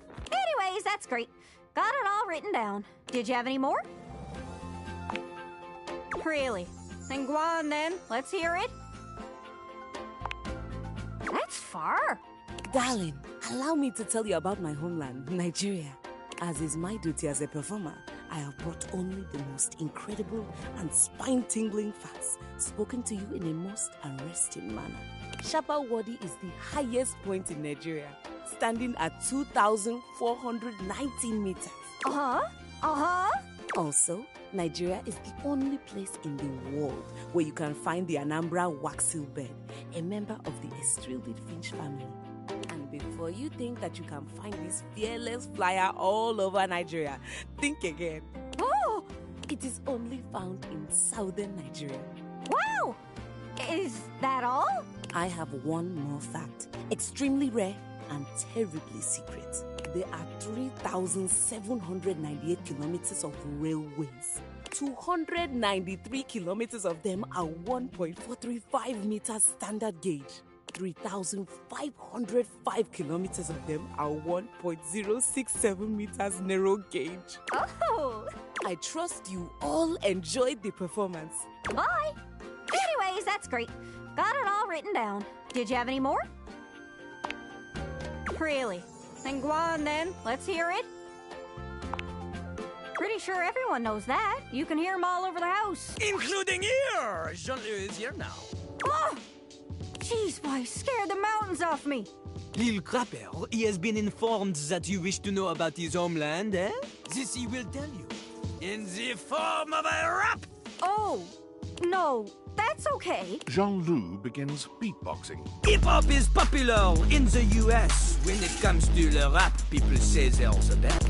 But the French start to lash out with their silver tongues. You think we're second place? We are second to none. You come for my people? The battle is on! Flashed out to the festival of Verlon. Jean-Loup leans over and does a call and response with himself. Verlon! Verlon! Qu'est-ce que est Verlon? Verlon is a well where new language is born. If the syllables permit, you turn and reverse it. The meaning's the same, but you change how it's worded. So, you take the syllables of a word, but then you swap them. So, example. Music becomes zikmu. It means the same as before, but now it is backwards. Now it is spicy. Oh, okay. I get it, I think. That's cool. Or I guess, cool? Nah, that's Pig Latin. Doesn't really work in English, huh? No! This is one of the reasons French is the best language! And so Jean-Loup uses it now to bid you... Oh! Anyways, that's great. Got it all written down. Did you have any more? Really? Then go on then. Let's hear it. Wow! I thought she was Japanese. I never heard of a crane game. Where's that? A crane game. It's a type of arcade game. Oh! Wow, I'm some stunned. See, when I said I needed help understanding more of the outside world, this is what I was talking about. Okay, crane game. Go on, tell me about it. Players manipulate a crane through a pile of prizes. If they have the skills, they get to keep any they take home. Honestly, I've only ever won one thing from one of those crane games, and it was a stuffed dolphin. Nekobaru. That's right, Nekobaru. If you want to get good, the only way is hard work and lots of coins. What can you win? Prizes can be anything, from figures to candy to posters, even I don't think I'd want to eat a vegetable that's been sitting in a stack of prizes for who knows how long. Nekobaru. That's right, Nekobaru. Yeah! You didn't get that either, right? It's not just me. Anyways, that's great. Got it all written down. Did you have any more? Really? Then go on then. Let's hear it. Makes sense to me with a devilishly charming accent like that. Alas, no. Gibraltar is a small place next to Spain. There are only around 32,000 people who live there. Oops, that's embarrassing. One would think, of all of us here, shouldn't you know its location? Not everything is labeled, okay? And there's some country stuck to me backside. Ha! You can remember I hail from Gibraltar because we have a key on our flag. Oh, that is easy to remember. I won't forget it. I've got it on lock. Ugh, yeah, I'm facepalming at that so hard I'll get bruises. I must be on my way. Anyways, that's great. Got it all written down. Did you have any more?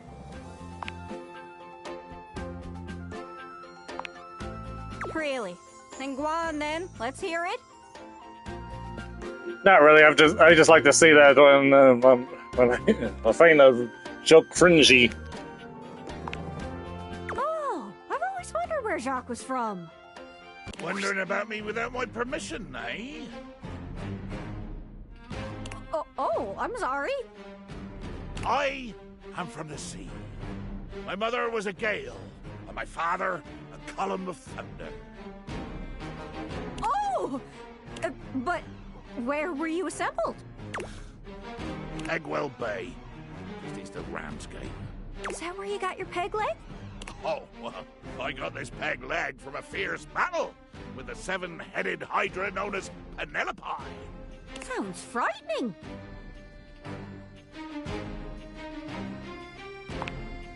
And I know more about that ocean than your painted swells can ever tell. Oh, yeah? Try to out-ocean fact me. Well, when a sailor scrubs the deck of a ship at sea, the goal is to scrub the salt water deeper into the wood, because it prevents wood-eating bacteria from growing. I do all the scrubbing myself, as my own crew seems to be on permanent bloody holiday. Okay, fair enough. Didn't know that. Most of my ocean facts are about how cold and murdery it is. And also how water in our bay is totally toxic for a long time because we dumped like 500 years of sewage into it. Whoops. Aye, sewage. The true scourge of the seas. Anyways, that's great. Got it all written down. Did you have any more? Really? Then go on then. Let's hear it. Wow. It's true. It's brewed from a special kind of bean. Oh, yeah? Is it magic? Are they magic beans? Kinda. They're harvested from the fecal matter of civets. Huh? The what? You heard me. Gross! It's supposed to be a delicacy. That's poop from a butt. And it's pretty expensive. Why? Well, to each their own, I guess. Suppose I might try to poop coffee if I had the chance. But if it's that expensive, man, I don't know. Still, what a wild factoid. Let me just write that right over Singapore on my map. Poop coffee. Probably not the most flattering factoid. Then why say that all? Well, if they don't like it, they should stop drinking poop coffee. Well, the coffee I serve here is poop-free, thank you very much. Anyways, that's great. Got it all written down. Did you have any more? Really? Then go on then. Let's hear it. That I am. As the resident singer here, I want to regale you with a musical fact. I like music. I like facts. Mexico has a rich history with mariachi music. Mm-hmm. The first female band to ever perform mariachi was Las Adelitas. They were named after a famous ballad, La Adelita, which is about a woman fighting in the Mexican Revolution. Adelita is the nickname given to the women who fought alongside men in the Mexican Revolutionary War. Ooh, vive la revolution! Wait, that's French. I'm an idiot. Actually, the Spanish is pretty much the same. Viva la revolución! Haha, I lied. I'm a genius. A language-knowing genius. Anyways, that's great. Got it all written down. Did you have any more? Really?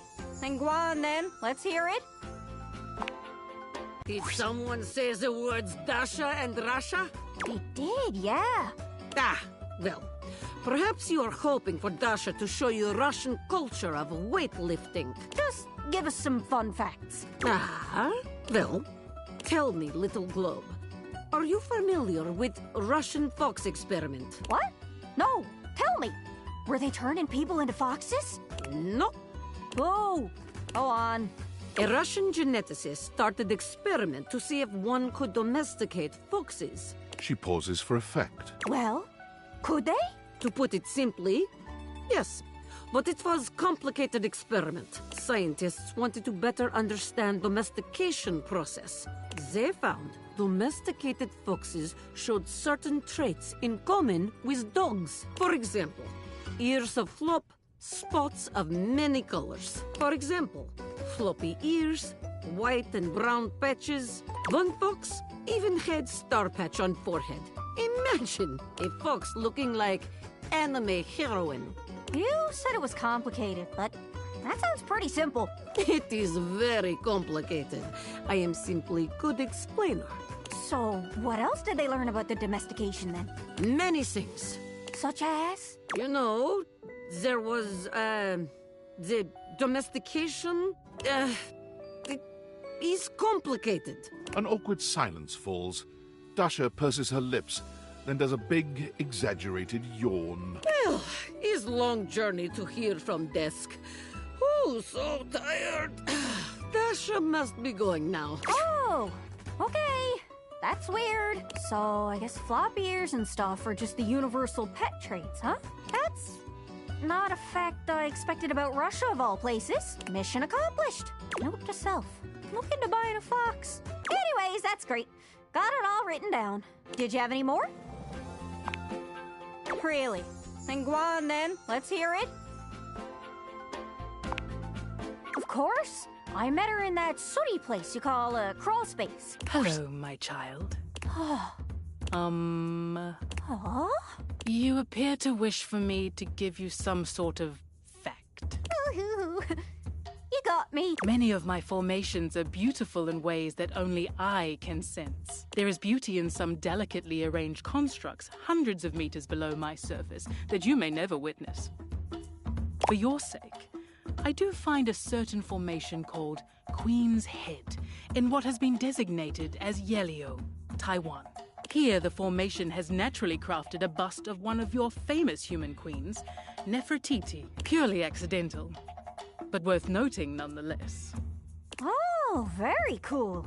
I've heard some cool rock facts in my day, and I'd say that one head and shoulders above the rest. Remain well, small representation of my form. I wonder if Rongo Mai Fanua would be interested in my island. We do call it the Rock sometimes. Seems like it'd be in her wheelhouse. Anyways, that's great. Got it all written down. Did you have any more? Really? Then go on then. Let's hear it. You don't say. Did I just hear someone about to talk about textiles? I am from Mexico, which has a long history of textile work, stretching back 3,500 years. Stretching back like fabric. I'm so funny. Don't worry, I love talking about fabric. Humid areas use cotton for clothing. Drier climates like Mexico use fiber from plants like yucca. Yucca. Why does that sound familiar? Oh, does that grow in the Yucatan Peninsula? Is that why it's called the Yucatan? I hate to disappoint, but long ago some conquistadors asked the locals what their land was called, and they said something that sounded like Yucatan, which meant, I can't understand what you're saying. Kinda sounds like an old wives' tale. Yeah, probably. Still pretty funny, though. Anyways, that's great. Got it all written down. Did you have any more? Really? Then go on then. Let's hear it. And rather fetching, no? I am Fabrizio, and I am from Italia. Do you have any facts? These are all the facts I can give. Aside from the fact that I am from Italia. Well, at least we got to hear your beautiful voice. Thank you for visiting Fabrizio. Isn't that my line? Whoa, that's all of them. You talk to all of them. I don't even know how. I know, but I do. Thank you. It really means the world to me. Here, take my favorite book, Around the World in 80 Days. You did it yourself in less than half the time Phineas did. My brain is actually working. I feel filled out, completed, fully charted. Woohoo! And we didn't get to do the last one, but whatever. Wow, that's so strange. Finally have a full list of places that I know I could visit, but the only place I want to be is next to you. The realization of what she's just said brings a sweet flush to Gaia's freckled cheeks. Gosh, that's embarrassing. Probably shouldn't just say stuff out loud like that. Thinking about you just makes my head spin, to be honest. If it's not too much trouble, would you mind bringing me along on your next outing? I don't care where we go. As long as I'm with you, I'll be peachy keen.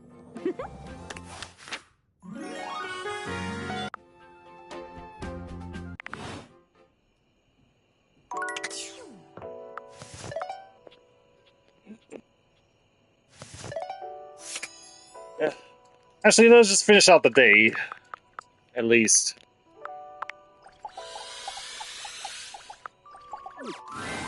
Hi. Look at that. You found 60 dateables. Despite the visible uwu in her words, you can tell that Textbox-chan's heart is simply not in it today.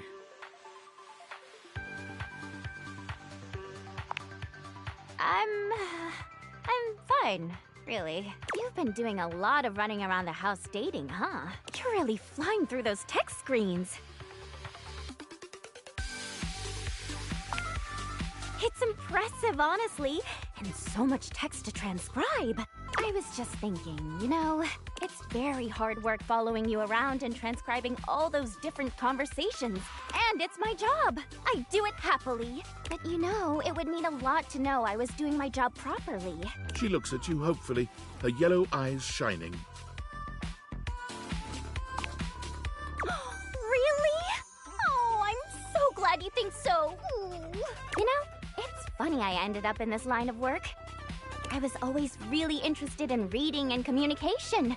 I was just so in love with the power of the written word bringing people together. And UI really lets me do that, but everyone is always so concerned with, does it look cool? Legibility is the most important thing. But no, all you ever hear people say is that UI is so stylish, or that UI is ugly as sin. It is, right? When I was a young and shiny-eyed UI, I used to have dreams of being the one to change that. But you grow up and you realize some things are bigger than you. I might not be able to beat most people's opinions on UI, but I can be the best darn UI I can be. So look, there's still a bunch more dateables left for you to find. Why don't you come back once you found 80? I'm gonna do the best work I can until then. Huh. Aw, thanks, Heart. See you later.